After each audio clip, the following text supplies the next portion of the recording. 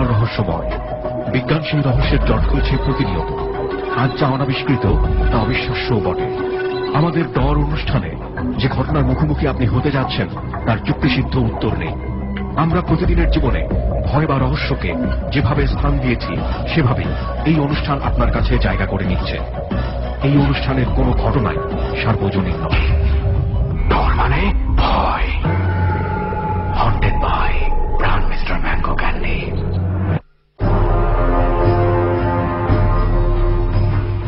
শুরু হলো ডরের ৭৩তম পর্ব, হন্টেড বাই প্রাণ মিস্টার ম্যাঙ্গো ক্যান্ডি। সময় রাত ১২টা। প্রিয় শ্রোতা, শুক্রবারের রাত পড়ে গিয়েছে, যদিও আমরা বলি বৃহস্পতিবার রাত ১২টায়। আমরা অনুষ্ঠানটি শুরু করছি এবং ডর এই সপ্তাহে যে হন্টেড জায়গাটিতে ধারণ করা হয়েছে সেটা হচ্ছে ঢাকার ওয়ারিতে। যে ৫ জন বন্ধুকে নিয়ে দরের যাত্রা শুরু হয়েছিল গত সপ্তাহে, তাদের জীবনে যেসব ঘটনা, অধিভৌতিক ঘটনাগুলো ঘটে গেছে সেগুলোই মূলত আমরা আজকের দরে উপস্থাপন করব। তারা হচ্ছেন ফাহিম, শিবলি, মিরাজ, রনি এবং স্বপন। প্রিয় শ্রোতা, আমরা ডরের ৭৩তম পর্ব মূল পর্বে যাবার আগে আপনাদেরকে সাউন্ড বাইট শোনাতে চাই সুমন এবং রেহানের অন দ্য স্পটে যাওয়ার। আর যে কেজিআর সাথে আছি এবং আশা করছি ৭৩তম পর্ব আপনি দারুণভাবে উপভোগ করবেন।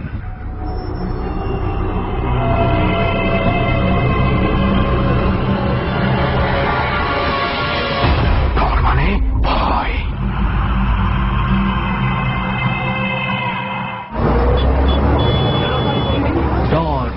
ডর মানে ভয় নিয়ে আবারও আমাদের জার্নি শুরু হয়ে গেল না দোস্ত? আসলে ডরের চেয়ে আর ভয়ের চেয়ে সবচেয়ে বেশি শীত হচ্ছে, এটা হচ্ছে আমার বড় প্রবলেম। মানে এই জন্য মানে ডর আছে, ডর হয়ে গেছে। মানে গত কয়েকদিনে শীত পড়ে না হঠাৎ করে কিন্তু বেশ ভালোভাবেই পড়ে গেছে। আমরা যেই আওয়ারে নামি সে রাতের দিকে তো শীত বাড়তেই থাকে। তবে সবচেয়ে একটা বিষয় কিন্তু খুব আমরা চিন্তা করলে বেশ পজিটিভ একটা জিনিস আমাদের জন্য আসলে, মানে শীতের হাত থেকে বাঁচতেছি গত ২ সপ্তাহ ধরে। মানে ঢাকার বাইরে জার্নি করতে হচ্ছে না শীতের মধ্যে, বাট এটা কিন্তু একই সাথে ইটস ভেরি অ্যাডভেঞ্চারাস। আমার ভালো লাগে আবার মাঝে মাঝে। তারপরে সবচেয়ে বড় কথা হচ্ছে আজকে আমরা যেখানে যাচ্ছি হয়তো বা তোর জার্নি করতে হবে না দোস্ত, বাট ওপেন স্পেসেই বসতে হবে আলটিমেটলি। তো সেখানেও একটা শীতের ব্যাপার রয়ে গেছে। কুয়াশা, এরকম কুয়াশা তো আছেই। জানোস না, last night I was with my friend and মানে 14th ফ্লোরের উপরে ছিলাম, সেখানে একটা পর্যায়ে আমরা মনে হয় কুয়াশাতে ঢেকে গেলাম। আমি একটা ওই দিন নিউজ দেখলাম, একটা অনলাইন একটা নিউজ পোর্টালে দেখলাম যে একটা ফ্লাইট নাকি শাহজালাল ইন্টারন্যাশনাল এয়ারপোর্টে নামার বদলে এটাকে ফিরিয়ে দেওয়া হয়েছে, হায়দ্রাবাদে গিয়ে ল্যান্ড করেছে শুধুমাত্র কুয়াশার জন্য। এবং খুব ডেঞ্জারাস। ঢাকা শহরে এই কুয়াশা প্লেন নামতে পারবে না। টকিং অ্যাবাউট দোস, এই যে গতকালকে বোধ হয় 4টা অ্যাক্সিডেন্ট হয়েছে একই স্পটে শুধুমাত্র কুয়াশার কারণে, মোট 11 জন মারা গেছে। রাইট, ভালো ইম্পর্টেন্ট একটা কথা বলছিস যে কুয়াশার মধ্যে কিন্তু এই হাইওয়েতে যেমন কিছুদিন আগে বঙ্গবন্ধু সেতুতে একটা বেশ বড় ধরনের দুর্ঘটনা ঘটে গেছে, অনেক মানুষ হতাহত হয়েছে। এটার কথাই আমি বলছিলাম। তো এই ধরনের ঘটনাগুলো যে ঘটছে, আমার মনে হয় যে আমরা যেহেতু রেগুলার জার্নি করি, উই শুড টেল পিপল, আমাদের সবাইকে বলা উচিত যে আপনারা যখন জার্নি করবেন নিজেরা তো সাবধানে থাকবেন এবং সবসময় চেষ্টা করবেন ড্রাইভারের অ্যাক্টিভিটি বুঝতে, যে সে অতি সাহস দেখাচ্ছে কিনা, বেশি জোরে চালাচ্ছে কিনা। আপনারাও বলেন যে ভাই একটু কেয়ারফুল থাকেন, কুয়াশা দেখা যাচ্ছে না কিছু। রাইট, এবং যারা গাড়ি চালাচ্ছেন তারাও একটা বিষয় মাথায় রাখেন যে আপনারা যখন গাড়ি চালাচ্ছেন আপনারা কতগুলো মানুষের জীবনটা আপনাদের রেসপন্সিবিলিটিতে থাকে। তো এই বিষয়টা মাথায় রাখলে এটা কিন্তু আবার ভাঙিয়ে দিতে চাই, সেটা হচ্ছে যে অলওয়েজ দেখা যায় যে ভালো ড্রাইভাররা এটা এই ভুলটা সবচেয়ে বেশি করে, যে আমি তো ভালো ড্রাইভার, আমি এভাবে সেভাবে যেভাবে ইচ্ছা ড্রাইভ করতে পারি। আপনি ভালো ড্রাইভার, আপনি হয়তো এসকেপ করতে পারবেন, কিন্তু আপনার গতি বা আপনার স্টাইল দেখে পেছনে বা সামনের অনেক গাড়ি বিভ্রান্ত হতে পারে। তো তাদেরকে বিপদে ফেলানোর কোনো অধিকার আপনার নাই। আসলে আমরা একটু বেশি কথাই বলে ফেললাম, মনে হতে পারে অপ্রাসঙ্গিক, কিন্তু আসলে আমাদের কাছে প্রাসঙ্গিক, কারণ কিছুক্ষণের মধ্যে আমরাও একটা ড্রাইভারের সহায়তাই নিব, কারণ সে যদিও রিক্সা ড্রাইভার বাট ড্রাইভার। এখানেও কিন্তু অনেক ধরনের দুর্ঘটনা সম্ভাবনা দেখতেই পাচ্ছি। তো চল এক কাজ করি, কাছাকাছি তো অনেকটা পৌঁছে গেছি, মানে চা তো না খেলে না হয় এই শীতের মধ্যে, কি বলিস? এবং আমি জানি যে এই এলাকায় একটা দোকান আছে, ওখানে খুব ভালো চা পাওয়া যায়। চল ওই চাটা খেয়ে কিছুক্ষণের মধ্যেই আমি আর রেহান পৌঁছে যাই ওয়ারি এবং নারিন্দা এলাকায় আজকের ডরের স্পটে। তো এই হচ্ছে বাড়ির গ্যারেজ, ওই যে ট্যাঙ্কিটা দেখতে পাচ্ছিস না বন্ধু, ওই ট্যাঙ্কিটা এখন ইউজ হয়। আর আমরা ছাদে যে টাঙ্কিটা দেখবো ওটা আমার ইউজ হয় না। ছাদে যাবো কোন দিকে? ওই যে সিঁড়িটা দেখতে পাচ্ছি হ্যাঁ। ওটা দিয়ে? হ্যাঁ, ওইটা তাহলে দিয়ে। চল মানে উঠে যাই। হ্যাঁ, দেরি করে অপেক্ষা লাগবে। করছে। আর Yes. এই ওয়ারি এলাকাতে বুঝলাম না শীতের মাত্রা কি একটু বেশি নাকি আমি জানি না। কানটুপিটা পরবো কারণ ছাদে ধোঁয়া কুয়াশা থাকবে। ওকে চল চল উঠি। ওকে, অবশেষে এই হচ্ছে সেই ছাদ যেখানে আমরা পৌঁছে গেছি এবং আপনারা তো সবাই আগেই পৌঁছে আছেন এবং শীতের মধ্যে আমাদের আগে থেকে বসেই শীত সহ্য করছেন, সেজন্য সরি আমরা। হ্যাঁ আর একটু যুবধুবু লাগছে সবাইকে। থাকুক এই অবস্থাটাতেই আসলে ideal place for horror stories, because ভয় তো আসলে ক্ষণিকের জন্য না, যদি কন্টিনিউড রাখতে হয় জিনিসটাকে, এর চেয়ে সুন্দর এনভায়রনমেন্ট কি হতে পারে দোষ? যে কুয়াশার জন্য পাশের বিল্ডিং এর ছাদ ঠিক মতন দেখা যাচ্ছে না, রাইট, এবং পাশের বিল্ডিং এর ছাদ থেকে আমাদেরকেও দেখা যাচ্ছে না, রাইট, হয়তো হালকা অবয়ব দেখতে পাচ্ছ, জানি না পরে আবার ওরাই আমাদেরকে ভূত টুত মনে করে কিনা। যাই হোক, ওয়ারিতে যারা আছেন, ওয়ারি কিংবা নারিন্দা এলাকায় যারা আছেন, তারা বুঝবেন যে কোনো ছাদে যদি গত এক সপ্তাহের মাঝে সেটা মানে ভূত নাও হতে পারে, সেটা টিম হতে পারে, বাট আদার দেন দ্যাট এই সপ্তাহ বাদে অন্য সময় আপনারা যদি এই একই ছাদে কিছু একটা দেখে থাকেন, উই ক্যানট গ্যারান্টি যে ওটা মানুষই ছিল। ওকে, তাহলে আমরা এবার মূল ঘটনাতে যাব। যাওয়ার আগে একটু সবাইকে আরো একবার বলে দেই যারা ডট শুনছে এই মুহূর্তে, যে আমরা ডটটা এবার ধারণ করছি ওয়ারি আর নারিন্দা এলাকারই কোনো একটা বাড়িতে, এবং এই ঘটনাটা ঘটেছে এমন একটা বাড়িতে, বাড়িটা এলাকাতে নাকি অনেকেই চেনে এবং খুবই সেন্সিটিভ। সো আমরা বিন্দু মাত্র টাচ আপনাদেরকে দিতে চাচ্ছি না এই বাড়িটা নিয়ে। এই বাড়িটাতে যেই ঘটনা ঘটেছে সেই ঘটনা তো অপেক্ষা করছে আপনাদের জন্য, সবাই জানতে পারবেন কি হয়েছিল এই বাড়িতে। অ্যান্ড অ্যালং উইথ দ্যাট আরো কিছু ঘটনা সবার জন্য অপেক্ষা করছে, আরো দুটো ইম্পর্টেন্ট ঘটনা, and once again mysterious death, যেসব মৃত্যুর এখন পর্যন্ত বিশ্লেষণ দেওয়া খুব একটা সম্ভব হয়নি। আর তাহলে চলেন আমরা আপাতত যারা আজকে গেস্ট আছে এক এক করে তাদের সাথে পরিচিত হই এবং এক এক করে তাদের যে মিস্ট্রি গুলো আছে অথবা এক্সপিরিয়েন্স গুলো আছে এগুলো জানার চেষ্টা করি। ওকে, কোথায় কিভাবে পৌঁছেছি এতক্ষণে সবার জানা হয়ে গেছে, রাইট। এবার জানার পালা হচ্ছে কে কে আমাদের সাথে আছে। রাইট, আর আমাদের সাথে যারা আছে তাদের সাথে কি কি আছে, অর্থাৎ কেমন এক্সপেরিয়েন্স তাদের সাথে আছে। ফার্স্ট আমরা কার সাথে কথা বলবো বলতো? ফার্স্টে আমরা চল এক কাজ করি, যিনি অনেক দূর থেকে আসছে তাকে দিয়ে শুরু করি। Why not, let's begin. কেমন আছেন ভাইয়া? জি ভাই, ভালো আছি। আপনার সবাই কেমন আছেন? এই তো, আপনার নামটা? আমার নাম ফাহিম, আমি বেসিক্যালি দুবাই থাকি। আচ্ছা। আর এখন বাংলাদেশ, আমার স্থানীয় বাড়ি হচ্ছে নারায়ণগঞ্জ। Okay. বাংলাদেশে আসলে আমি মানে সেখানেই লিভ করি। আর আচ্ছা, আপনার এক্সপেরিয়েন্স গুলো কি is it from Dubai or? এখানে মানে মিক্স। আমার বাংলাদেশেও দুবাইতে যাওয়ার আগে বাংলাদেশেও অনেক ঘটনা ঘটে গেছে। আচ্ছা। আর বেসিক্যালি আমি আসলে তুলা রাশি, তো এই কারণে আমার লাইফে এরকম ঘটনা অনেকই ঘটে, ছোট আচ্ছা। বড়, বাট যেগুলো যেগুলো আর আসলে কি দেখা গেছে যে- বেশি ভয়ঙ্কর সেই ঘটনাগুলো আর কি আমি আজকে আপনার সাথে শেয়ার করতে চাই। অফকোর্স আমরাও সেই ঘটনাগুলো শোনার জন্য অপেক্ষা করছি। মানে ওই রাশির ঘটনাটা যেটা বললো, দেখা গেছে যে যাদের তুলা রাশি হয় তারা এই জিনিসগুলো হয়তো তারা খুব বেশি মানে অবজার্ভ করতে পারে আর হ্যাঁ, কি। এই ব্যাপারগুলো মানে অনেকে হয় না, অনেকের স্কিন এরকম এই ব্যাপারে একটু Sensitive সেন্সিটিভ, একটু থাকে। রোদে গেলেই কালো হয়ে যাচ্ছে, Right. এরকম ওনারা হয়তো অনেক রকম অবজারভেশন পাওয়ার আছে, সামহাও তারা বুঝতে পারে বা নিতে পারে। জানি না, এই ব্যাপারটা নিয়ে অনেক বেশি কনফিউশন, এবং এই ব্যাপারটা নিয়ে আমরা অনেকবার অনেক কথাও বলেছি যে কিছু মানুষ আসলে বোঝে, কিছু মানুষ বোঝে না। তো যাই হোক, এরকমই একজন মানুষকে আজকে আমরা পেয়েছি যিনি বোঝেন, যার সাথে বিষয়গুলো এসে দেখা দেয়। রাইট। তো তার ঘটনায় আমরা শুনছি। তাহলে প্রথমে আমরা দুবাই থেকে শুরু করি। আচ্ছা, Okay? দুবাইতে So, দুবাইতে কি ঘটনা, কবে ঘটেছে, ডিটেলসটা আমরা একটু জানতে। আজ থেকে আরো প্রায় 1.5-2 বছর আগে, তখন আমি একটা যে কোম্পানিতে জব করতাম, মাল্টিন্যাশনাল কোম্পানিতে, তো সেই কোম্পানিতে আসলে আমি প্রায় 3 বছর ধরেই জব করছি। সেখানে আর কি ফ্রি ওয়াইফাই কানেকশন ছিল। তো ওয়াইফাই কানেকশন থাকার কারণে আমি আসলে সেখানে মানে সবসময় ডিউটি শেষ হওয়ার পরে রাত 1:30-2টো পর্যন্ত আমি সেখানে নেট চালাতাম, ফেসবুকে থাকতাম, স্কাইপে থাকতাম, আমার যে দেশের বন্ধু বান্ধব যারা ছিল তাদের সাথে কথা বলতাম, কারণ সারাদিন আসলে ডিউটির সময় আর কি তাদের সাথে যোগাযোগ করার সময় পেতাম না। যার কারণে আমি রাতের বেলা ডিউটি শেষ হওয়ার পরে 2টো-2:30টা পর্যন্ত আমি সবসময় নেট প্লে করি। আর আচ্ছা, রাতের বেলা মানে দেরি নেট করি। প্লে করার জন্য আপনি ওখানে জি, এতক্ষণ হ্যাঁ, পর্যন্ত- আসলে সবাই এই জিনিসটা জানে হয়তো যে দুবাইতে নেট অনেক অ্যাভেলেবেল, কিন্তু আসলে হয় কি নেট প্লেটা অ্যাভেলেবেল ঠিক আছে, বাট অন্যান্য যেসব প্রতিষ্ঠানে ওয়াইফাই কানেকশন আছে সেগুলোর একটা পাসকোড থাকে, তো সেগুলো যে কেউ চালাতে পারে না। আর আমার যে প্রতিষ্ঠানের যে ওয়াইফাই কানেকশনটা আছে সেটা আসলে দেখা গেছে ওটার পাসকোড আমার কাছে আছে, তো ওখানে গেলেই আমি চালাতে পারবো। আচ্ছা। তো এই কারণে আর কি আমি প্রতিদিন রাতের বেলা দুবাইতে কোন জায়গাটাতে আপনি? দুবাইতে এটা আজমান, এটা আসলে একটা মফস্বল টাইপের শহর আর কি, ঠিক আছে। আচ্ছা। তো ওই শহরটার মধ্যেই এই ঘটনাটা ঘটে যায়। Okay, so let's get into the story. ঘটনাটা কি ছিল? ঘটনাটা আসলে হয়েছে কি, আমার জীবনে তো এরকম ঘটনা এর আগে অনেকবার ঘটে গেছে। এই কারণে ওই ঘটনাটা ঘটার পরে আমি একটু মানে যতক্ষণই সেন্সে থাকতে পেরেছি শুধুমাত্র পূর্ব অভিজ্ঞতার কারণে। আচ্ছা, অন্য কারোর সাথে যদি লাইফে কারো প্রথম এরকম ঘটনা ঘটতো তাহলে হয়তো এতটা সুস্থ থাকা সম্ভব হতো না। তো আমি সেদিন প্রতিদিনের মতো রাতের বেলা আমি আবার বেরিয়ে গেলাম নেট চালানোর জন্য। আমার কাজ শেষ হওয়ার পরে যখন বাসায় আসলাম, এসে ফ্রেশ হয়ে খাওয়া দাওয়া করে আমি বেরিয়ে গেলাম। যেই কর্মস্থলটা সেই পর্যন্ত যেতে প্রায় 15-20 মিনিট সময় লাগবে। আচ্ছা, তো সেখানে মানে গিয়ে আমি নেট প্লে করছি। নেট প্লে করতে করতে কয়েকটা বন্ধু বান্ধবের সাথে কথা বললাম, স্কাইপে বা ফেসবুকেও চ্যাট করলাম। তো তাদের সাথে কথাবার্তা বলা শেষ হয়ে গেল, তখন প্রায় রাত 1:30 বাজে। বাংলাদেশে তখন 3:30, 3:15 এরকম। তো বাংলাদেশে যারা ছিল ফ্রেন্ডরা বললো যে আজকে তো অনেক কথা বললাম, তো ঘুমিয়ে পড়ি আমরা, তুইও গিয়ে ঘুমিয়ে পড়। তো আমি বললাম ঠিক আছে। আচ্ছা, তো এটা বলে মানে আমি জাস্ট কানেকশনটা কাট করে তো আমি এমনি আর কি জাস্ট একটু ইউটিউবে সার্চ করছিলাম এমনি গানটান, যে 10-15 মিনিট এখানে থেকে তারপর চলে যাব। যখন আমি চলে যাব এরকম প্রস্তুতি নিচ্ছি, সিগারেটের প্যাকেট, তারপরে মোবাইল, ইয়ারফোন কানেকশন, সেগুলো সবই খুলে পকেটে পড়ছি। এর মধ্যে আমি যখন নেট পে করছিলাম, মানে নেট পে করা অবস্থাতেই মানে আপনারা তো জানেন যে দুবাইয়ের যে রাস্তাগুলো থাকে এগুলো ইউটার্ন করা থাকে, খুব ঘন ঘন জায়গায় জায়গায় ইউটার্ন থাকে। তো নেট পে করার সময় আমি দেখছিলাম যে একটা লোক সাইকেল দিয়ে ইউটার্ন করে রোডের এই মাথা থেকে ওই মাথা, ওই মাথা থেকে আবার ইউটার্ন করে ওই পাশ থেকে আবার এই মাথা পর্যন্ত আসছিল ইউটার্ন করে। সে 4-5 বার ইউটার্ন করার পরে যখন 5ম বার কি 6ঠবার সে ইউটার্নটা করবে, তখন আমি মানে চলে আসার প্রস্তুতি নিয়েছি।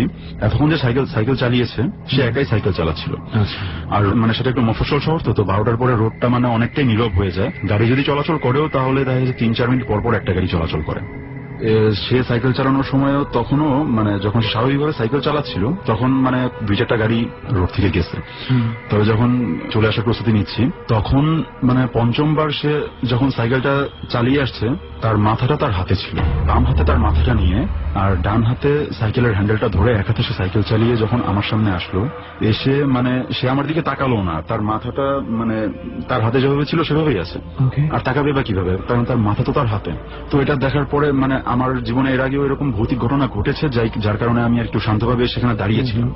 সাইকেলটা সে চালিয়ে আমার সামনে পর্যন্ত এসে রোডের সাইডে পার্ক করে সাইকেলটা, তার থেকে আমার দূরত্ব যখন প্রায় 2-3 মিটার দূরত্ব, তখন আমি সেখান থেকে দৌড় দিলাম। আচ্ছা, জোরে দৌড় দিলাম। তারপরে দেখা গেছে সে মানে পিছন থেকে ধরার জন্য আমাকে বা ধরতে পারেনি, এই আফসোসে জোরে একটা বিকট চিৎকার দিয়ে বসে।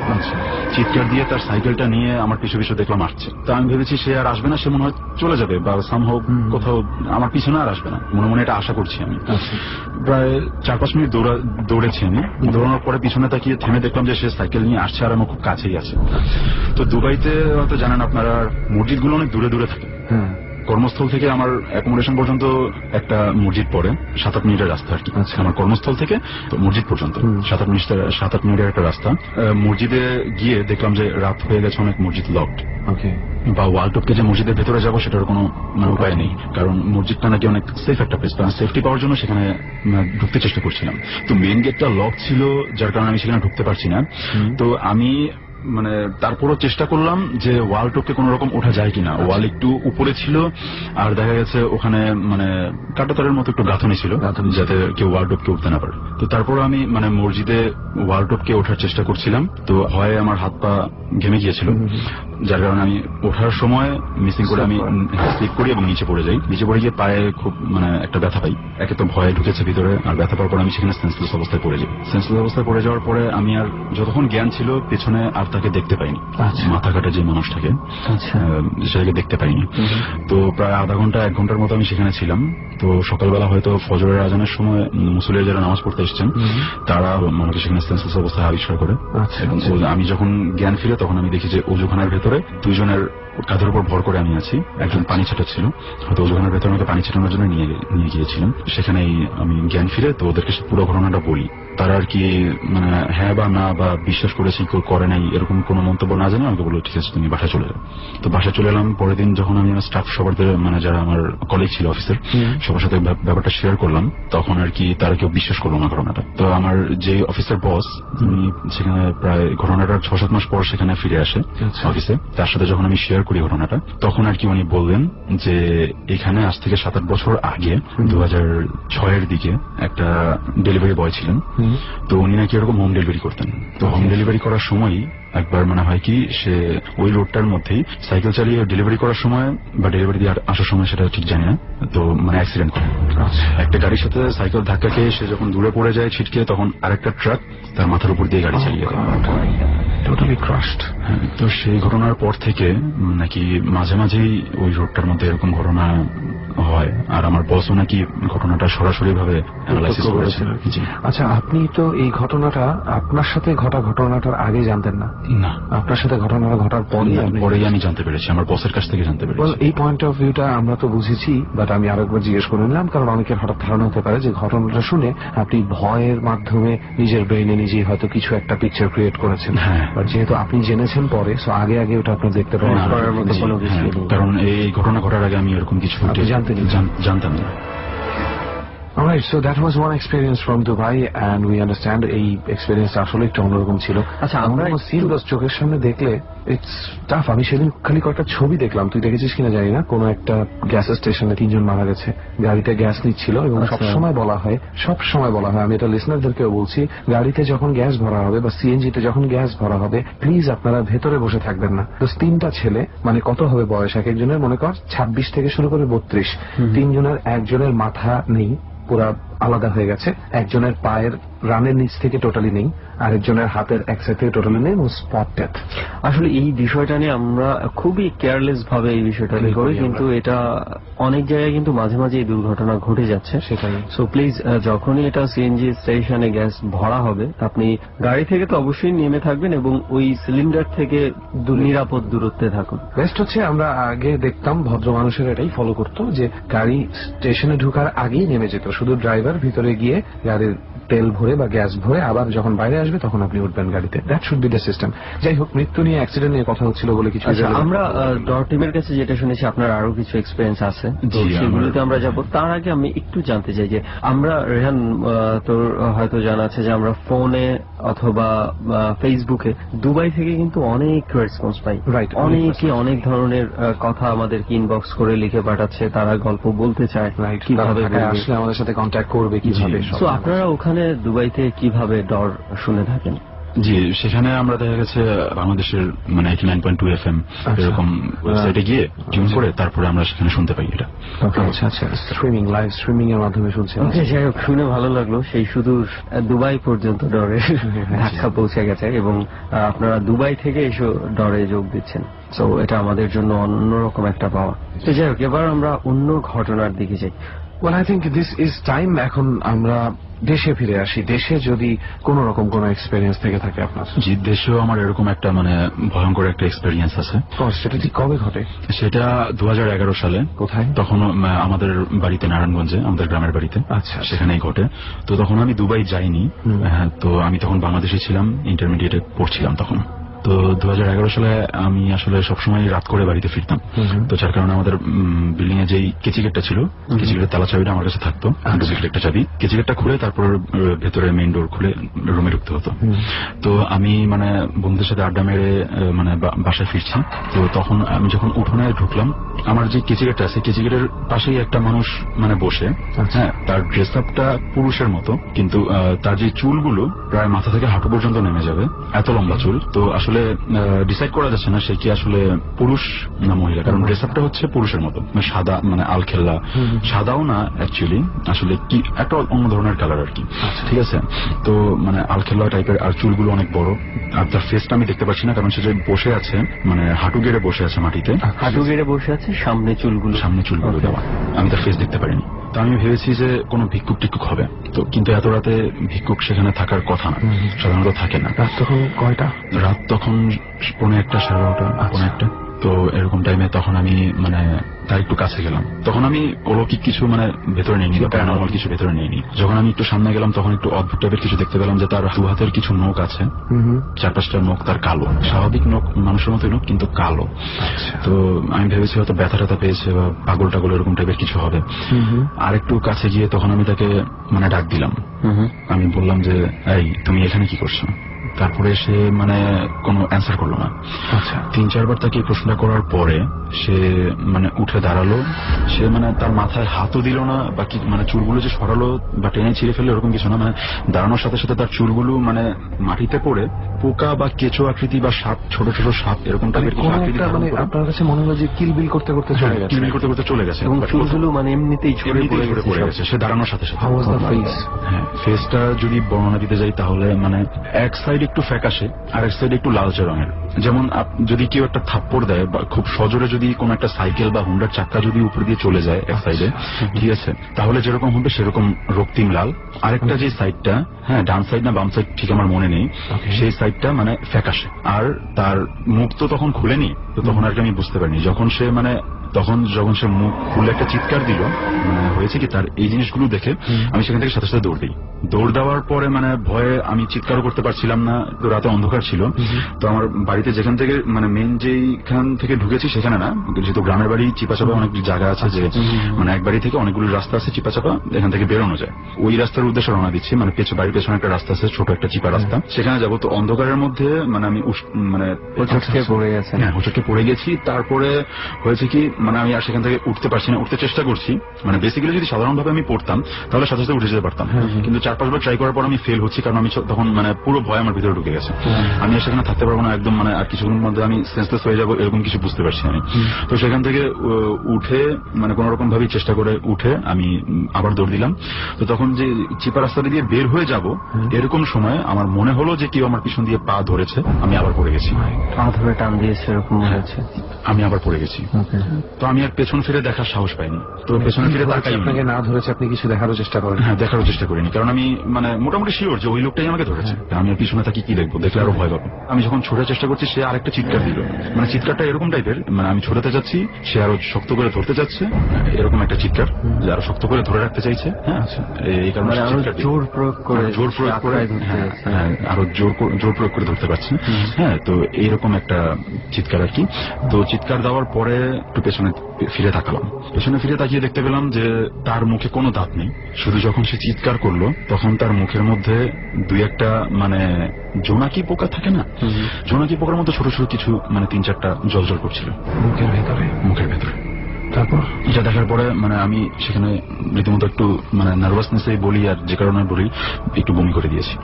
তারপরে সেখান থেকে মানে কোন রকম তার হাত থেকে ছুটে, কারণ আমার জীবনে এরকম ঘটনা আরো ঘটেছে, তো এই কারণে সেই জায়গাটা পর্যন্ত আমি সেন্সলেস হইনি, কারণ আমি তুলারাশি, তো এরকম ঘটনা অনেক ঘটে। তো আমি সেখান থেকে ছুটে দৌড় দেই, অনেক দূর পর্যন্ত এসে পড়ি, প্রায় 7-8 মিনিট দূরে এসে পড়ি। তো আমাদের এলাকার একটা স্থানীয় কবরস্থান আছে, আমি শুনেছি কবরস্থান নাকি সেফ একটা জায়গা, এখানে মানে ঢুকলে সবকিছু থেকে প্যারানর্মাল যে কোনো অ্যাক্টিভিটি থেকে সেফ থাকা যায়। তারপরে আমি মানে মেন গেট যেহেতু বন্ধ ছিল, আমি ওয়ালটপকে সেখান থেকে খুব সহজেই ওয়ালটপকে উঠে যাই, আর আমার পরিচিত কবরস্থান। তো সেখানে উঠে যাই, আমি সেখানে দাঁড়িয়ে থাকি। তো তখন আমার কাছে সিগারেট ছিল, আমি আগে জানতাম যে আগুন টাইপের কিছু একটা থাকলে হয়তো মানে এগুলো থেকে সেফ পাওয়া যায়, তো কিন্তু কবরস্থান ছিল যার কারণে আমি সিগারেট ধরাতে পারছিলাম না। হ্যাঁ, কিন্তু আমি আগুন জ্বালানোর চেষ্টা করছিলাম, কিন্তু আশেপাশে মানে একটু মুভ করার আমি সাহস পাচ্ছিলাম না, যে পাতা বা কাগজ কিছু একটা জোগাড় করে আমি আগুন ধরাবো এরকম কিছু মানে মুভ করার সাহস পাচ্ছিলাম না। আমি এক জায়গায় দাঁড়িয়ে আছি কবরস্থানের ভেতরে ঢুকে। তো 10-12 মিনিট যখন আমি একটু সুস্থ হওয়া শুরু করলাম মানসিক ভাবে, ভয়টা কাটিয়ে উঠতে শুরু করলাম, তখন দেখলাম বাইরে কতগুলো মানে বাচ্চা টাইপের মানুষ। দেখলাম কি যে তারা বাইরে মানে তাদের মতো তারা 4-5 জন খেলাধুলা করছে, একজন কাঁধের উপর উঠে লাফ দিচ্ছে বা কাঁধের উপর থেকে উঠে গাছে চড়ে যাচ্ছে, এরকম মানে খেলাধুলা করছে। তারা আমার দিকে তাকাচ্ছে না, কিন্তু বোঝা যাচ্ছে যে তারা যা করছে আমাকে ভয় দেখানোর জন্য করছে, আমাকে দেখানোর জন্য করা হচ্ছে। একজন আরেকজনের দিকে তাকিয়ে অদ্ভুত ভাবে হাসছে, বা কারো কণ্ঠ একদম মানে ছোট বাচ্চা হলেও পুরুষের মতো, হ্যাঁ হাসাহাসি করছে, পুরুষের মতো করে হাসছে। তো তারা এরকম 4-5 মিনিট করার পর যখন দেখলো যে আমি স্টিল দাঁড়িয়ে আছি বা কোনো প্রতিক্রিয়া নেই, তারা যখন এটা বুঝতে পারলো তখন তারা আমার দিকে তাকিয়ে মেন গেটটা বেয়ে তারা উপরে মানে ভেতরে ঢুকতে চেষ্টা করছে। আমি জানি যে তারা ভেতরে ঢুকতে পারবে না, কারণ কবরস্থান একটা সেফ প্লেস, সেখানে তারা ঢুকতে পারবে না, কিন্তু তারা চেষ্টা করছে আমাকে ভয় দেখানোর জন্য। আর আমিও মানে এটা জানার পরেও এরকম পরিস্থিতিতে যখন পড়ে গেছি আমি ভয়ই পাচ্ছি। তখন আসলে মনে হয় যে না, এখান থেকে বেরিয়ে আবার অন্য কোথাও চলে যাই। তো এরকম সময় মানে আমাদের স্থানীয় একজন মানে কবর দেখাশোনা করার জন্য একটা লোক ছিল, সবসময় থাকতো কবরস্থান দেখাশোনা করার জন্য, লাশগুলো দেখাশোনা করার জন্য। ওনার নাম হচ্ছে আফরোজ। তার যে ঘরটা ছোট একটা ঘর, রাতে ঘুমতো, ওই ঘরটা কবরস্থানের ভেতরেই ছিল। তো সেটা আর কি আমি যেখানে দাঁড়িয়ে আছি সেখান থেকে প্রায় হবে 10-12 মিটার দূরে হবে আর কি। হ্যাঁ, তো উনি সেখান থেকে আমার ডাক দিল যাই এখানে কে। তো তার ডাক শোনার পর থেকে, একটা মানুষের ডাক শোনার পর থেকে, মানে পরিচিত, তার সাথে আমার এলাকায় থেকে পরিচিত, তার এই কোনটা শোনার পর থেকে আমি মানে সোজা দৌড় দিলাম। দৌড় দিয়ে সে দরজার সামনে দাঁড়িয়েছিল, তো আমি মানে তাকে ধাক্কা দিয়ে ভিতরে ঢুকে জাস্ট দরজাটা বন্ধ করে দিলাম খুব সজোরে। তারপরে বসে তাকে পুরো ঘটনাটা বললাম। পুরো ঘটনাটা বলার পরে তারপর সে বললো এত রাতের বেলা তুই কবরস্থানের দিকে আসছো, সেখানে তো আসা তো ঠিক হয়নি, বাড়ির ওখান দিয়ে কোনো একটা জায়গায় থাকতি বা বাড়িতে কেউ ডাক দিতে। আমি বলি যে আমার ওরকম পরিস্থিতি ছিল না যে আমি কাউকে ডাক দিব বা ওরকম শক্তি আমার ছিল না, এই কারণে আমি কোনো উপায় না দেখে এখানে চলে এসেছি। ডর মানে ভয়। হন্টেড বাই প্রাণ মিস্টার ম্যাঙ্গো ক্যান্ডি। বলো তুই কবরস্থানের দিকে আসছো, সেখানে তো আসা তো ঠিক হয়নি, বাড়ির ওখান দিয়ে কোনো একটা জায়গায় থাকতি বা বাড়িতে কেউ ডাক দিতে। আমি বলি যে আমার ওরকম পরিস্থিতি ছিল না যে আমি কাউকে ডাক দিব বা ওরকম শক্তি আমার ছিল না, এই কারণে আমি কোনো উপায় না দেখে এখানে চলে এসেছি। বলে ঠিক আছে, যা হয়েছে রাতটা আমার সাথে কাটা, সকালবেলা চলে যায় সেখান থেকে। তারপরে রাতটা আমার সাথে কাটিয়ে তো সেদিন রাতে আর তেমন প্যারানর্মাল কিছু ঘটেনি। আমরা পরপর দুটো এক্সপিরিয়েন্স শুনলাম ওনার, and as far as I know তুলা রাশির ব্যাপারটা যেহেতু আছে, আমার মনে হয় ওনার এক্সপিরিয়েন্স আরো আছে। জি আসলে হ্যাঁ, আরেকটা এক্সপিরিয়েন্স আমার আছে যেটা কিনা মানে এটাও অনেকটা ভয়ঙ্করী বলা চলে।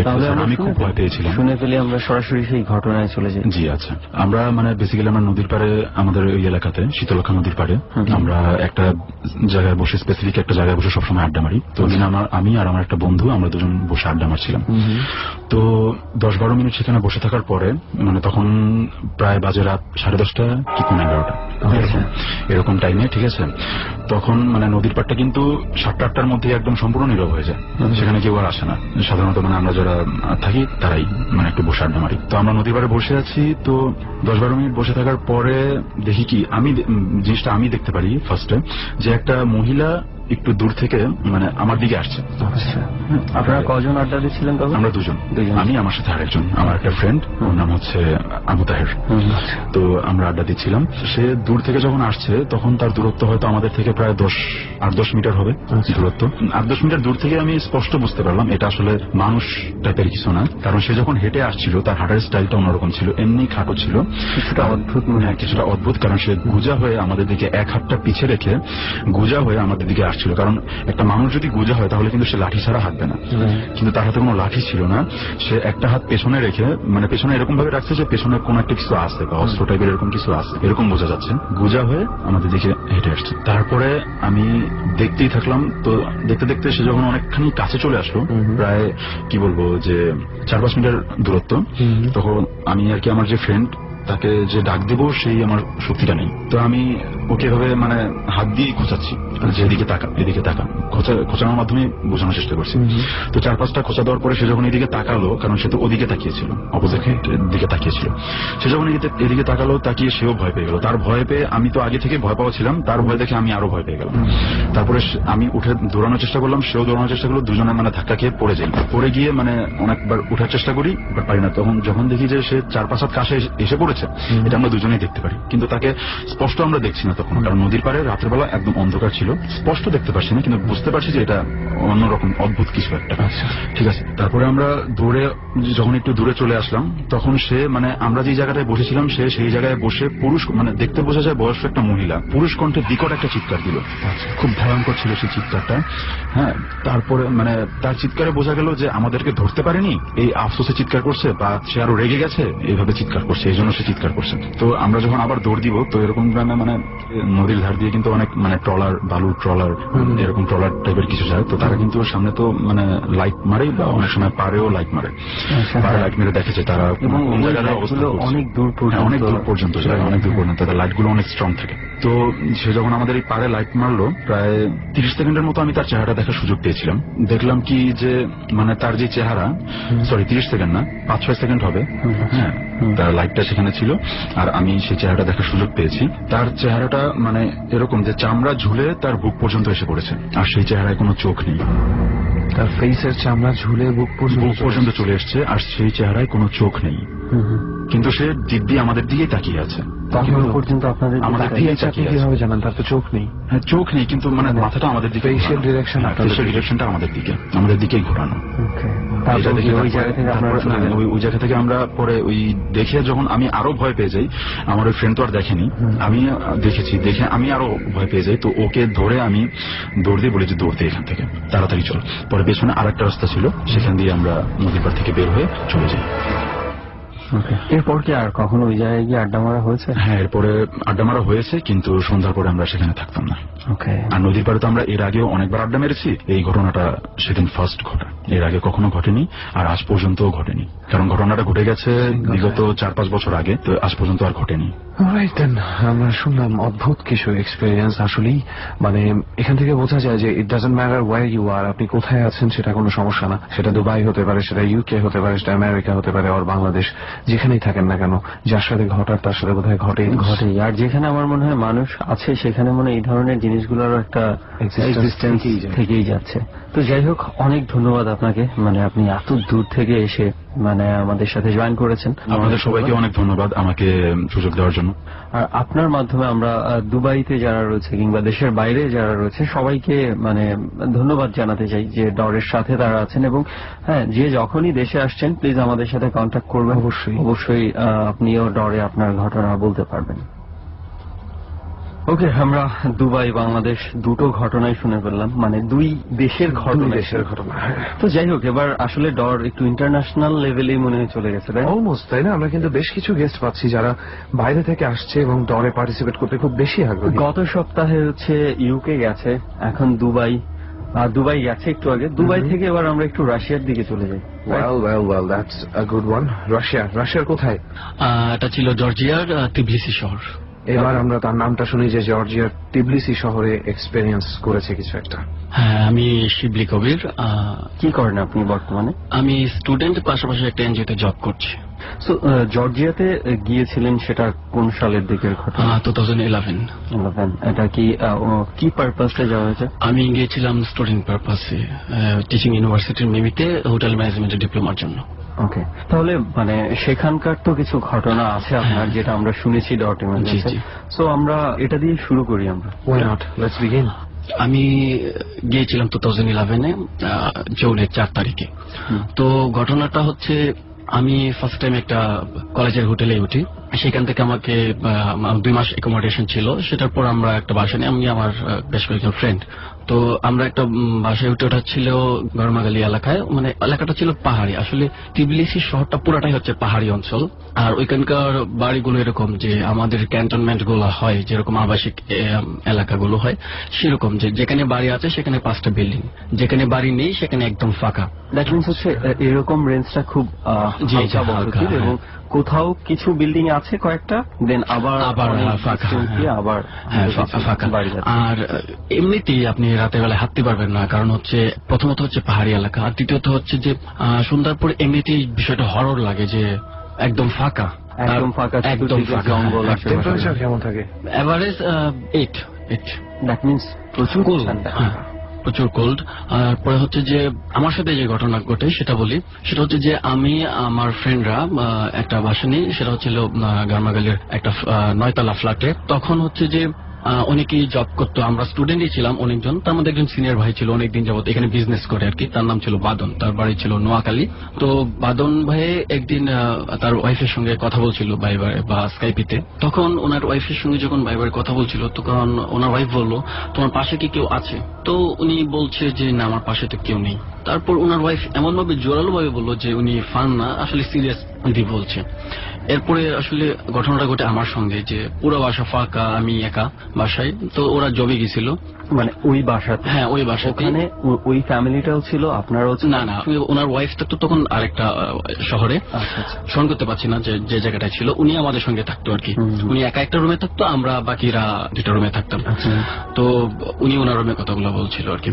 তো পরে যে রাতের বেলায় ঘটনা ঘটে, সবাই জবে গেছে। তো ওই দিন আমার অফ ডে ছিল, আমি আর বাইরে যাইনি, খুব টায়ার্ড ছিলাম। বাসায় আমি একা ছিলাম। আমি হচ্ছে যে রাতে ডিনার করে আমি শুয়ে পড়েছি। তো ঘটনা হচ্ছে যে আমি শুয়ে পড়ার পর মনে হচ্ছিল যে কেউ ঘরে আছে এবং কেউ হাঁটছে বা দৌড়ছে বা বসছে এরকম কিছু, মানে আর কোনো একটা অস্তিত্ব হ্যাঁ কোনো একটা অস্তিত্ব আমি টের পাচ্ছি। এরপরে হচ্ছে যে আমার পাশে আসছে এরকম আমি অনুভব করছি। তো আমি ভাবলাম কিছু একটা আছে, বা আমি হয়তো ভাবলাম বিড়াল টিড়াল হাঁটছে বা কিছু একটা হাঁটছে এরকম হতে পারে। তো আমি লাইট অফ ছিল, লাইট অন করলাম, বাথরুম টাথরুম চেক করলাম, কিছু পেলাম না আর কি। কিছুই না পেয়ে তো এটা বিল্ডিংটা কয়তলা ছিল? আপনি বিল্ডিংটা ছিল 11 তলার ছিল। তো আমি ছিলাম 9th ফ্লোরে, 9 তলায় ছিলাম। পুরো 9 তলায় ফাঁকা ছিল? পুরো 9 তলা ফাঁকা না, আমরা তো আসলে কাউকে খুব বেশি দেখতে পেতাম না আর কি, এটাই হচ্ছে বড় কথা। খুব বেশি, খুব নীরব। আর আপনি যে ফ্ল্যাটটাতে ছিলেন এটা আমি একা ছিলাম, টোটালটাই ফাঁকা? হ্যাঁ টোটালটাই ফাঁকা ছিল। এরপর হচ্ছে যে আমি তখন লাইট জ্বালালাম, তো খুঁজলাম অনেক কিছু, বাট কিছু পেলাম না। তো আমি আবার শুয়ে পড়লাম। কিছুক্ষণ পর আবার এই জিনিসটা হচ্ছে। তখন আসলে আমি কিছুটা ভয় পাই, আমি নিজে একটু এই ব্যাপারে অতটা বিশ্বাসী না। তো আমি একটু, তারপর আমি ভয় পেলাম যে যেহেতু কিছু নেই, আর সেহেতু আমি একটা অনুভব করতে পারছি যে কেউ হাঁটছে বা কেউ দৌড়াচ্ছে বা কেউ আমার পাশে বসছে। তো আমি তখন কিছুটা ভয় পাই। লাইট জ্বালালাম, আবার হাত মুখ ধুলাম। তো আমরা যতদূর জানি যে হাতের কাছে যদি লোহা বা আগুন বা আমরা যে ধর্মে বিশ্বাস করি সেই গ্রন্থ বা কোরআন শরীফ, সেটা থাকলে হয়তো পাশে এগুলো অ্যাটাক করে না। তো আমি তখন উজুটুজু করে মাথায় সেন্সে আসলো যে আমি আল্লাহর নাম জপতে থাকলাম। সবসময় বই আসলে যেটা আল্লাহর নাম জপে আসে। তখন আমি কোরআন শরীফ নিলাম, একটু অল্প একটু পড়লাম, পড়ার পর শুয়ে পড়লাম। তার কিছুক্ষণ পর আমি সেটা আবার ফিল করতে পারি যে এখানে এখন বাড়ছে না, এখন আগের থেকে বাড়ছে আর কি, ঘটনাটা বাড়ছে, যে ছুটাছুটিটা একটু বেশি করছে। এখন আমি বের হয়ে যাব যে এখান থেকে, বা আমি কাউকে ডাকবো, এরকম কোনো স্কোপ নেই। আর যারা জব করে তাদের ফোন অবশ্যই বন্ধ থাকে, মানে ওরা যেখানে জব করতো ফোন বন্ধ থাকে। তো আমার পরিচিত কাউকে আমি ফোন দিতে পারছি না, প্রবলেম হচ্ছে এটা।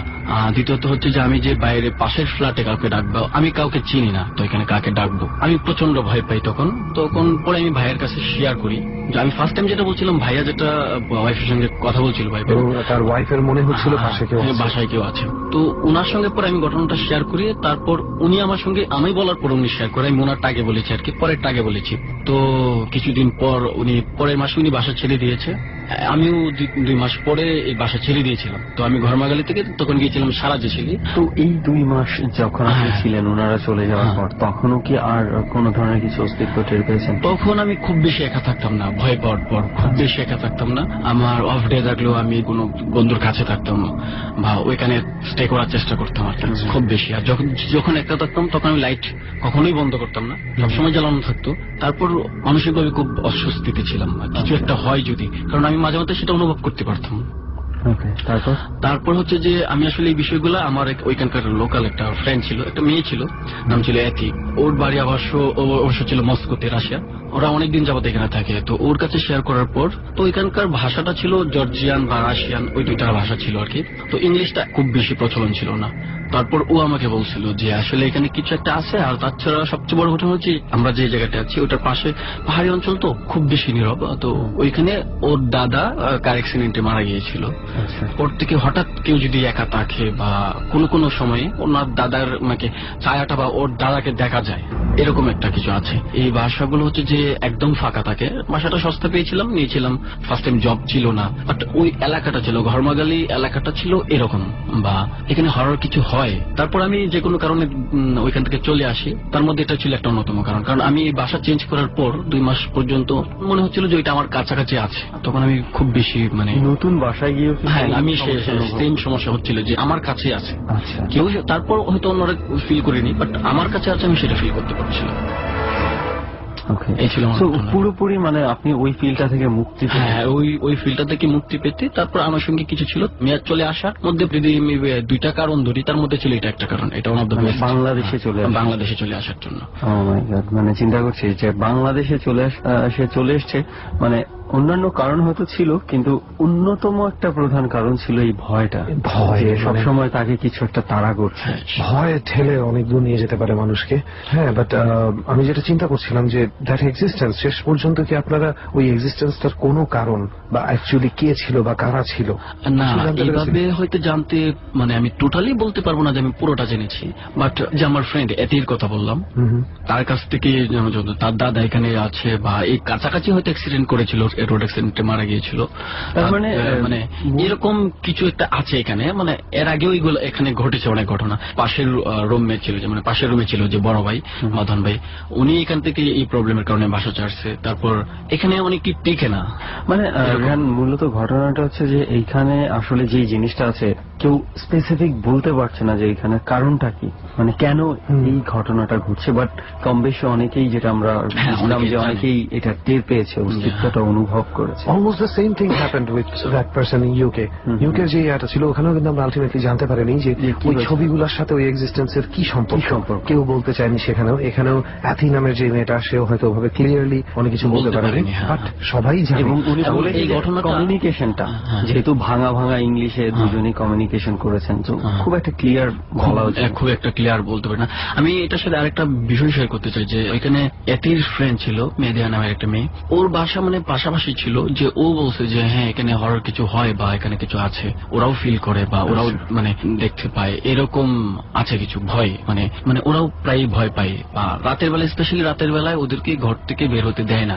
ওই জর্জিয়ার মতো এলাকায় যেখানে নাইট মানি, আনন্দ উল্লাস, মানে ইয়ং যারা আছে, নাইট ক্লাব, কনসার্ট, এই সেই অনেক কিছু, কিন্তু স্পেশালি ওরা কখনোই একা বের হতো না, ওদের বাবা বের হতে দিত না। মানে এই ঘটনার কারণে এখানে মানে এরকম কিছু হয়, সেটার জন্য আর কি। সো এই ছিল জর্জিয়ার ঘটনা, জর্জিয়াতে যা আপনি এক্সপিরিয়েন্স করেছেন। সো এবার আমরা বাংলাদেশেই ফিরে আসি, কি বলে? I think so. আমরা এবার বাংলাদেশে ফিরে আসবো। বাংলাদেশে আপনার যে এক্সপিরিয়েন্স গুলো হয়েছে, সেগুলো কি আপনার নিজের সাথে? হ্যাঁ হ্যাঁ, আমার নিজের সাথে একটা ঘটনা বলি। কবের ঘটনাটা? সেটা হচ্ছে 2003। আর কোন জায়গায়? সেটা ছিল আমার নিজের গ্রামের বাড়িতে ছিল। কোথায় এটা? এটা হচ্ছে নেত্রকোনা কেন্দ্র উপজেলার গন্ডা ইউনিয়নের বীরমোহরি, গ্রামের নাম ছিল বীরমোহরি আর কি। আচ্ছা আচ্ছা। সেটা হচ্ছে আমি তখন ক্লাস 7-এ পড়ি। ওই শুনে আমার নানা মারা যাওয়ার কিছুদিন পরের ঘটনা। তো আমার নানা স্কুলের শিক্ষক ছিলেন, উনি ছোটবেলায় থেকে খুব আল্লাহ ভক্ত বা নামাজিক ছিলেন, কখনোই নামাজ মিস করেন নাই। আমাদের বাড়ি আর নানার বাড়ি খুব কাছাকাছি। কেউ ঢিল ছুটতো, ইট ভাঙার পর যে গরুগুলো হয়, আমরা যেগুলো বলি যে সুরকি বলা হয়, মনে হয় যে সুরকি দিয়ে বা মাটির ঢিল ছুটছে, এরকম কিছু। এটা কি আপনার নানা মারা যাওয়ার পর কতদিন পর? মানে 2 মাস পর থেকে শুরু হচ্ছে ঘটনা। তখন তো হঠাৎ একদিন 2 দিন তো আমরা ভাবতে থাকি বা সবাই ভাবতে থাকি কেউ একজন হয়তো দুষ্টুমি করছে, ছোট বা বড় কেউ এরকম দুষ্টুমি করছে। তো না, আস্তে আস্তে বিষয়টা বাড়ছে। আমরা তখন বিভিন্ন জায়গা থেকে চেক করতে থাকি, পিছন থেকে বেশিরভাগ ঢিলগুলা ছোড়া হতো। আসলে পিছনে ছিল ভাসজার, তারপর অন্যান্য গাছ ছিল, যে ঢিলটা যদি জঙ্গল ছিল, টোটালি জঙ্গল, কে যাবে এর ভেতরে, কে যাবে? জঙ্গল থেকে যদি ঢিল চড়ে, ঢিলটা কিন্তু টিনের চাল পর্যন্ত আসবে না, কোথাও না কোথাও বাজবে। তাহলে হয় সে বাঁশঝাড়ের উপরে বাসে দাঁড়ায় আছে, বা গাছে ওঠার পর ঢিলগুলা চড়ছে, বা চালের কাছাকাছি অনেক সময় অনেক গাছ থাকে যেগুলা বীজগুলা পরে শব্দ হয়। আসলে এরকমও কিছু না। তো আমরা আস্তে আস্তে যখন বিষয়গুলো বাড়ছে, তখন আমরা সবাই সতর্ক হয়ে গেলাম, আর আমরা সেটা খোঁজার চেষ্টা করলাম, বাট কিছু পাচ্ছিলাম না।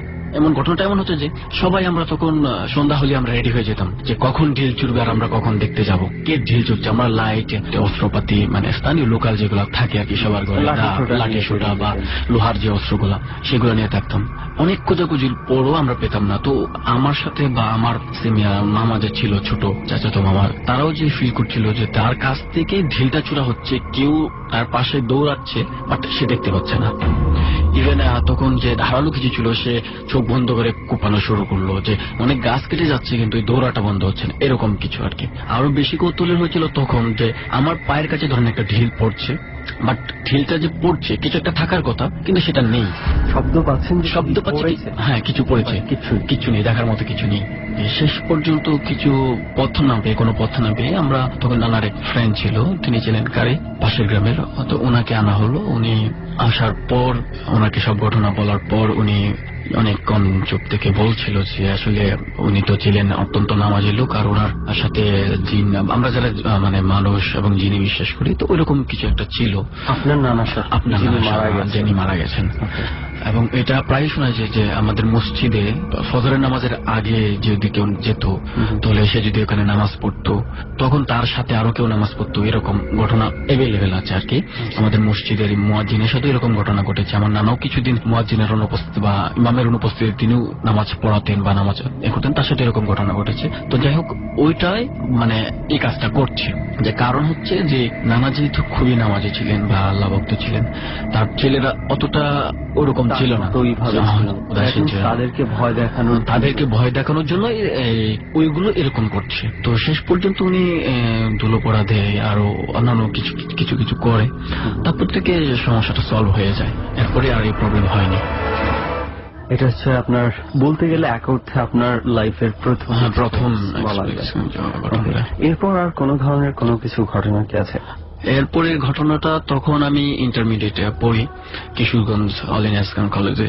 তো হঠাৎ করে আমার আসলে বাঁশির প্রতি যোগ এসে যায়। বাঁশির সুর, বাঁশির আওয়াজ খুব ভালো লাগতো আমার কাছে। তো আমি নিজেই বাঁশি কিনে টুকটাক বাজানো শুরু করলাম, জাস্ট ফু দিতে পারি এরকম কিছু। তো আমার এক ফ্রেন্ড ছিল, ফ্রেন্ড বলা যায় খুব কাছের, সে পড়াশোনা করতো না, বাট সে গান টান গায়, বাঁশি টাশি বাজায়, সে খুব এটার প্রতি আগ্রহী। তো আমি বেশিরভাগ তখন মানে কলেজ রেখে আমি বাড়ি চলে যেতাম না, আমি থাকতাম। মানে আপনার বাঁশি বাজানোটা একটা নেশার মতো হয়ে, নেশার মতো। বাঁশি বাজানো না, বাঁশি শেখাটা আমাকে শিখতে হবে, যে এত সুন্দর সুর আমাকে শিখতে হবে। তো আমি ওর কাছে যাই, তো বলি যে বন্ধু আমি বাঁশি বাজানো শিখবো। তো ও আমাকে ওয়েলকাম করে, হ্যাঁ ঠিক আছে, দুই বন্ধু একসাথে। তখন আমার একজন উস্তাদের প্রয়োজন ছিল। তো অনেক খোঁজাখুঁজির পর দেখা গেল আমাদের গ্রামে একজন ভালো উস্তাদ আছে, যিনি ভালো বাঁশি বাজায়। তিনি আমাদের গ্রামের বাজারে একটা ছোট তার গ্যারেজ আছে, রিক্সা সাইকেল এগুলোর গ্যারেজ আছে।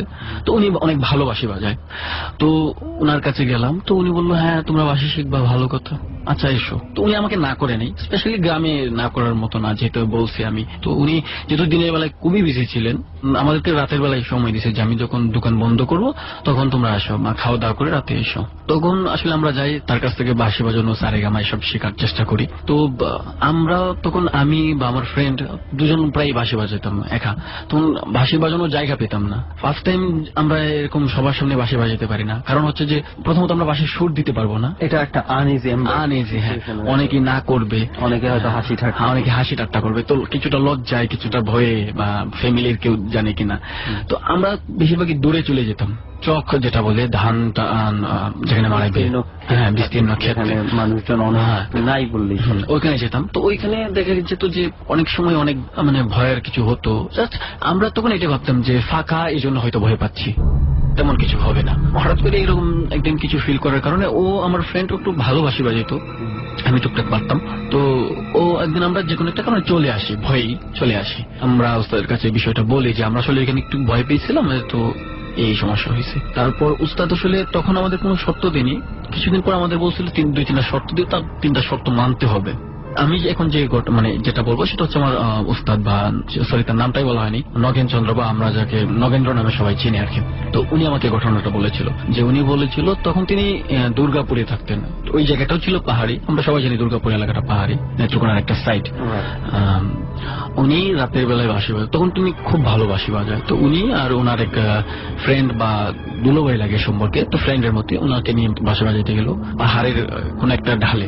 তখন বাঁশি বাজাচ্ছে, তখন মেবি 2টা বা 1.5টা এরকম বাজে। তখন তিনি বাঁশি বাজানো শুরু করলো। তো বাঁশি বাজানোর কিছুক্ষণ পর যে উনি যেটা ফিল করছে যে কিছু একটা এখানে আসছে এবং তার কাছে পাশাপাশি বসছে, এবং তার কাছে যে তার ফ্রেন্ড ছিল সে অলরেডি ঘুমিয়ে গেছে বা তার পাশে শুয়ে পড়ছে এরকম, বাট তার কাছে অন্য একটা অস্তিত্ব আসছে, তৃতীয় পক্ষ কেউ আসছে, অনুভব করছিল, এবং সেটা খুব জোরালো ভাবে।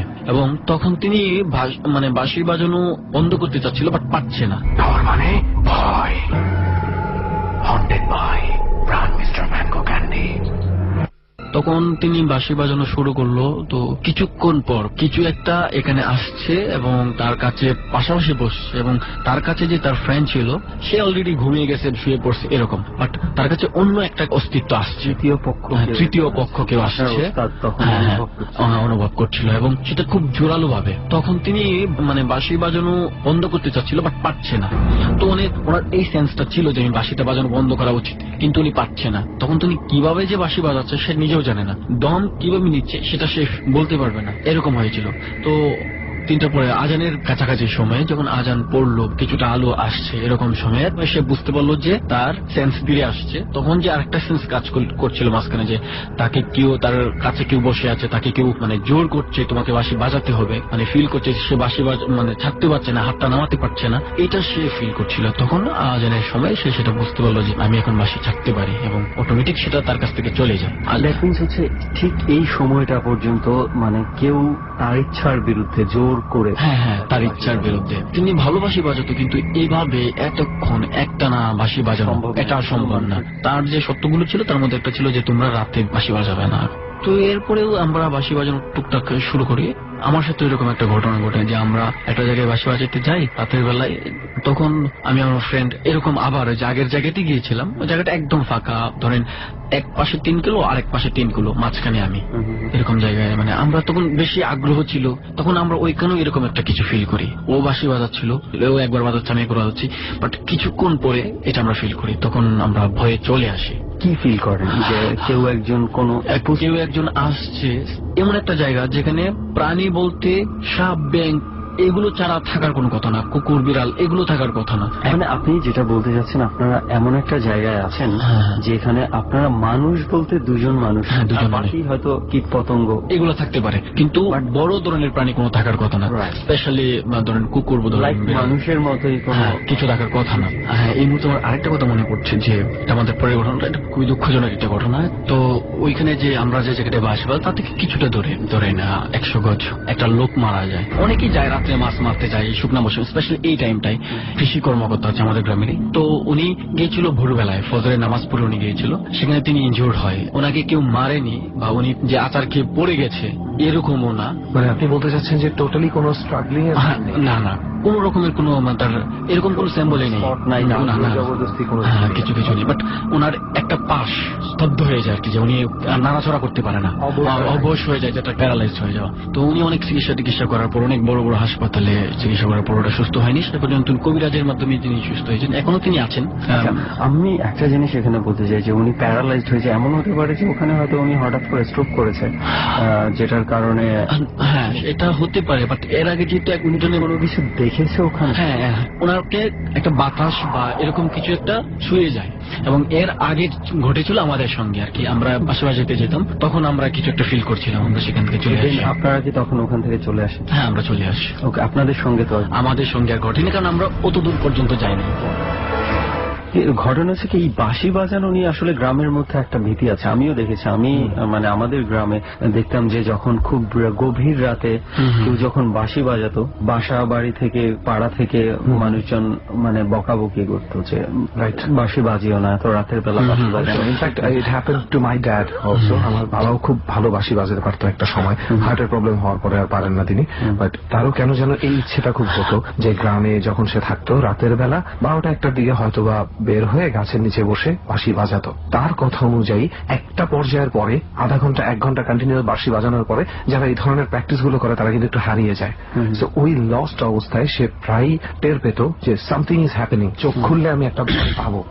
এরকম একটা সিচুয়েশন থেকে আস্তে আস্তে করে বাঁশিটা যে কমিয়ে নিয়ে আসা, সেটারও নাকি আলাদা ট্যাকটিস আছে যে কিভাবে বাঁশিটা বন্ধ করতে হবে। হুট করে বন্ধ করলে অনেক রকম ঝামেলা হতে পারে। যেহেতু এটা ক্লিয়ার না, এটা নিয়ে আর কিছু বলবো। হ্যাঁ, কিছু কিছু ঘটনা গ্রামে আমি শুনেছি বা জানি যতটুকু, যে বাঁশি বাজালে বাঁশির যে সুরটা আছে শুধু মানুষকেই যে আকর্ষণ করে তা না, মানুষের বাইরে অন্যান্য কিছু না প্রবল ভাবে আকর্ষণ করে। হতেই পারে দোষ, এমন কিন্তু অনেক ফ্রিকোয়েন্সি আছে, ফ্রিকোয়েন্সি অফ সাউন্ড, যেটা হয়তো আমরা শুনতে পাই না কিন্তু কিছু পশু পাখি শুনতে পায়। আবার এমনও এক ধরনের কিছু থাকতে পারে যারা ওই ফ্রিকোয়েন্সি সাউন্ডটাকে খুব অ্যাট্রাকটিভ ভাবে এবং এটা তাদেরকে টানে, তাই না? সেই জন্যই রাতের বেলা এবং বিশেষ করে খুব ভর দুপুর বেলা বাঁশি বাজানোটাকে বলা হয়। রাইট। তো আমরা আসলে জানি না এটার পেছনে প্রকৃত কারণটা কি, এই জন্যই আমি এটা নিয়ে ওভাবে কিছু বলছি না, বিকজ কোনো লজিক আমি খুঁজে পাইনি, but there is something. So এই ছিল শিবলি ভাই আপনার টোটাল এক্সপিরিয়েন্স ছিল আমার। ওয়েল, থ্যাংক ইউ শিবলি ভাই। আশা করি আপনার সাথে এরকম আর কিছু ঘটবে না, বা যদি ঘটে তাহলে dot team is there to hear. Thank you so much. Okay, দুই দেশের গল্পই শোনা হয়ে গেল, দুবাই তারপর জর্জিয়া। সো এবার দুই কন্টিনেন্ট আসলেই তো, এবং জর্জিয়ার গল্পই প্রথম পেলাম। রাইট। এবং আমার বিশেষ করে রাশিয়া সম্পর্কে এবং ওই রিজনটা সম্পর্কে অনেক কিউরিওসিটি আছে। তো সেটা না সবারই তো, আমারও কেন জানি মনে হয় কি সামথিং ইজ হিডেন, ওদের অনেক কিছু আমরা জানি না। ওভাবে এটা হচ্ছে মানে আমরা পত্রপত্রিকা বলি বা যেভাবেই বলি, ওই দেশগুলোর সাথে আমাদের কানেকশনটা খুব একটা নাই, এবং ভাষার ডিফারেন্সটা অনেক বেশি, এই কারণে রাশিয়ান অনেক কিছুই খুব বেশি মিস্ট্রিয়াস মনে হয় আমার কাছে। ওকে, যাই হোক, দুটো ঘটনা তো শোনা হয়ে গেল এবং প্রথমবারের মতো আমরা জর্জিয়ার ঘটনাও শুনলাম একটা। তো অনেক ধন্যবাদ দুজনকেই। তো এখানে কিন্তু শেষ নয়, সবাই আবার মনে করবেন না ডর শেষ হয়ে গেছে। এমনিতেই গত পর্বে অনেকেই একটু ভরকে গেছিল যে 12টার সময় শুরু হয়েছে। আমি দেখলাম ফেসবুকে অনেকেই নক করেছে, আজকে কি ডর নাই, হবে না, কি ভেবেছে ডর হয়নি, কিন্তু ডর হয়েছে একটু বেশি রাতে। এখন থেকে ঠিক 12টার সময় শুরু হবে ডর। সো কথা না বলে র্যান চলে যাই, এবার তো একটা বড়সড় গ্রুপ আছে আমাদের সাথে। রাইট, এই বড় গ্রুপের গল্পটার জন্য অনেকক্ষণ ধরে ওয়েট করছি। আসলে 3 জন বন্ধু রয়েছে এই মুহূর্তে এবং তারা আজকে আমাদের এই জার্নিতে যোগ দিয়েছে। তারাও তাদের কিছু ঘটনা আছে যেটা শেয়ার করতে চায়। তো চল র্যান, এক এক করে তাদের পরিচয় জানি এবং তাদের ঘটনাগুলো 3 জন মিলে এরা কি করে সব একসাথে জেনে নিই। জি ভাই, আমার নাম হচ্ছে মিরাজ খান পলাশ, আমি আসছি মিরপুর 12 নম্বর ক্যান্টনমেন্ট থেকে। 12 নম্বর ক্যান্টনমেন্ট থেকে। ওকে, আপনি? এস এম রনি, আমি আসছি মিরপুর ক্যান্টনমেন্ট থেকে। ওকে, আর আপনি? জি ভাই, আমি স্বপন, আমার বাসা হলো মিরপুর কালশিতে। ওকে, মানে আপনারা 3 জনে কি ফ্রেন্ড? জি ভাই। একই ইউনিভার্সিটিতে যাওয়া আসা করেন? হ্যাঁ ভাই, একই ইউনিভার্সিটিতে যাওয়া আশা করি। That's great. আপনাদের যে বয়স এখন, এই বয়সে সচরাচর রক্তটা একটু গরম থাকে, সবকিছুর প্রতি একটা কিউরিওসিটি থাকে যে কোন জিনিসটা কেন হলো ইত্যাদি জানার একটা চরম ইচ্ছা। তো সেই ইচ্ছা থেকে প্রথমে এই ঘটনাগুলো ঘটার আগে, যেটা একটু আগে বলছিলাম, আপনারা হয়তো বিশ্বাসই করতেন না যে এরকম কিছু থাকতে পারে। তো বিশ্বাস করার পরে কি এই ধরনের জিনিসের প্রতি ভয়টা বেড়েছে নাকি কিউরিওসিটি? আসলে ভাই এই জিনিসটা পরে আমার এখন আর মোটেও ইচ্ছা নাই যে এই জিনিসগুলো আর দ্বিতীয়বার দেখার, বা আমার এখন ভিতর ভয়টা বাইরে গেছে। আচ্ছা, থ্যাংক ইউ। সত্য আরো যদি একটু মানে বাংলা ভাষায় বলি, মানে খায়েশ মিটে গেছে। হ্যাঁ ভাই, খায়েশ মিটে গেছে একদম। ওকে, আসলে আচ্ছা, তাহলে কিভাবে আপনার মানে খায়েশটা জাগলোই কিভাবে আর মিটলোই কিভাবে? এগুলোর প্রতি আগে কখনো বিলিভ করতাম না, যেহেতু ভাই চোখে কখনো দেখি নেই, তো ভাই বিলিভ করার কোনো প্রশ্নই ওঠে না। তো ভাই প্রচুর ইন্টারেস্টেড ছিলাম এই ব্যাপারগুলোর প্রতি, যে মানুষের এরকম বলে বিভিন্ন রকমের ঘটনা, তো নিজে একদিন একটু ফেস করবো, এই জিনিসগুলো একটু চোখে দেখবো, না জানি দেখতে কিরকম হয়। তবে ওই জিনিসটিকে আসলে মূলত যে ঘুরতে গেছিলাম, তো ঘুরতে যাওয়ার পরে গেছি তো এমনি মজা করতে, তো এখানে যাওয়ার পরে বললাম যে তোদের এদিকে হন্টেড প্লেস আছে কিনা। তো ভাই ও আমাকে হন্টেড প্লেসে ঠিকই নিয়ে গেছে, কিন্তু ভাই আমার লাইফের সাথে যে আসলে ভাই হন্টেড হয়ে যাবে জিনিসটা, আসলে ভাই আমরা একটু ঘটনাটা বিস্তারিত শুনি, কি বলিস দোস্ত? হ্যাঁ অবশ্যই। আমরা 5 জন বন্ধু, আমি, রনি, চঞ্চল, আলামিন আর স্বপন। আচ্ছা, তার মাঝে আমরা 5 জনের মধ্য থেকে আপনারা 3 জন এখানে আছেন, উপস্থিত আছে। আচ্ছা, মানে আমাদের ইয়ার ফাইনালটা শেষ করে বেড়াতে গেলাম রনিদের দেশের বাড়ি বরিশাল। আচ্ছা, রনি, দ্যাট মিন্স আপনি হচ্ছেন রনি।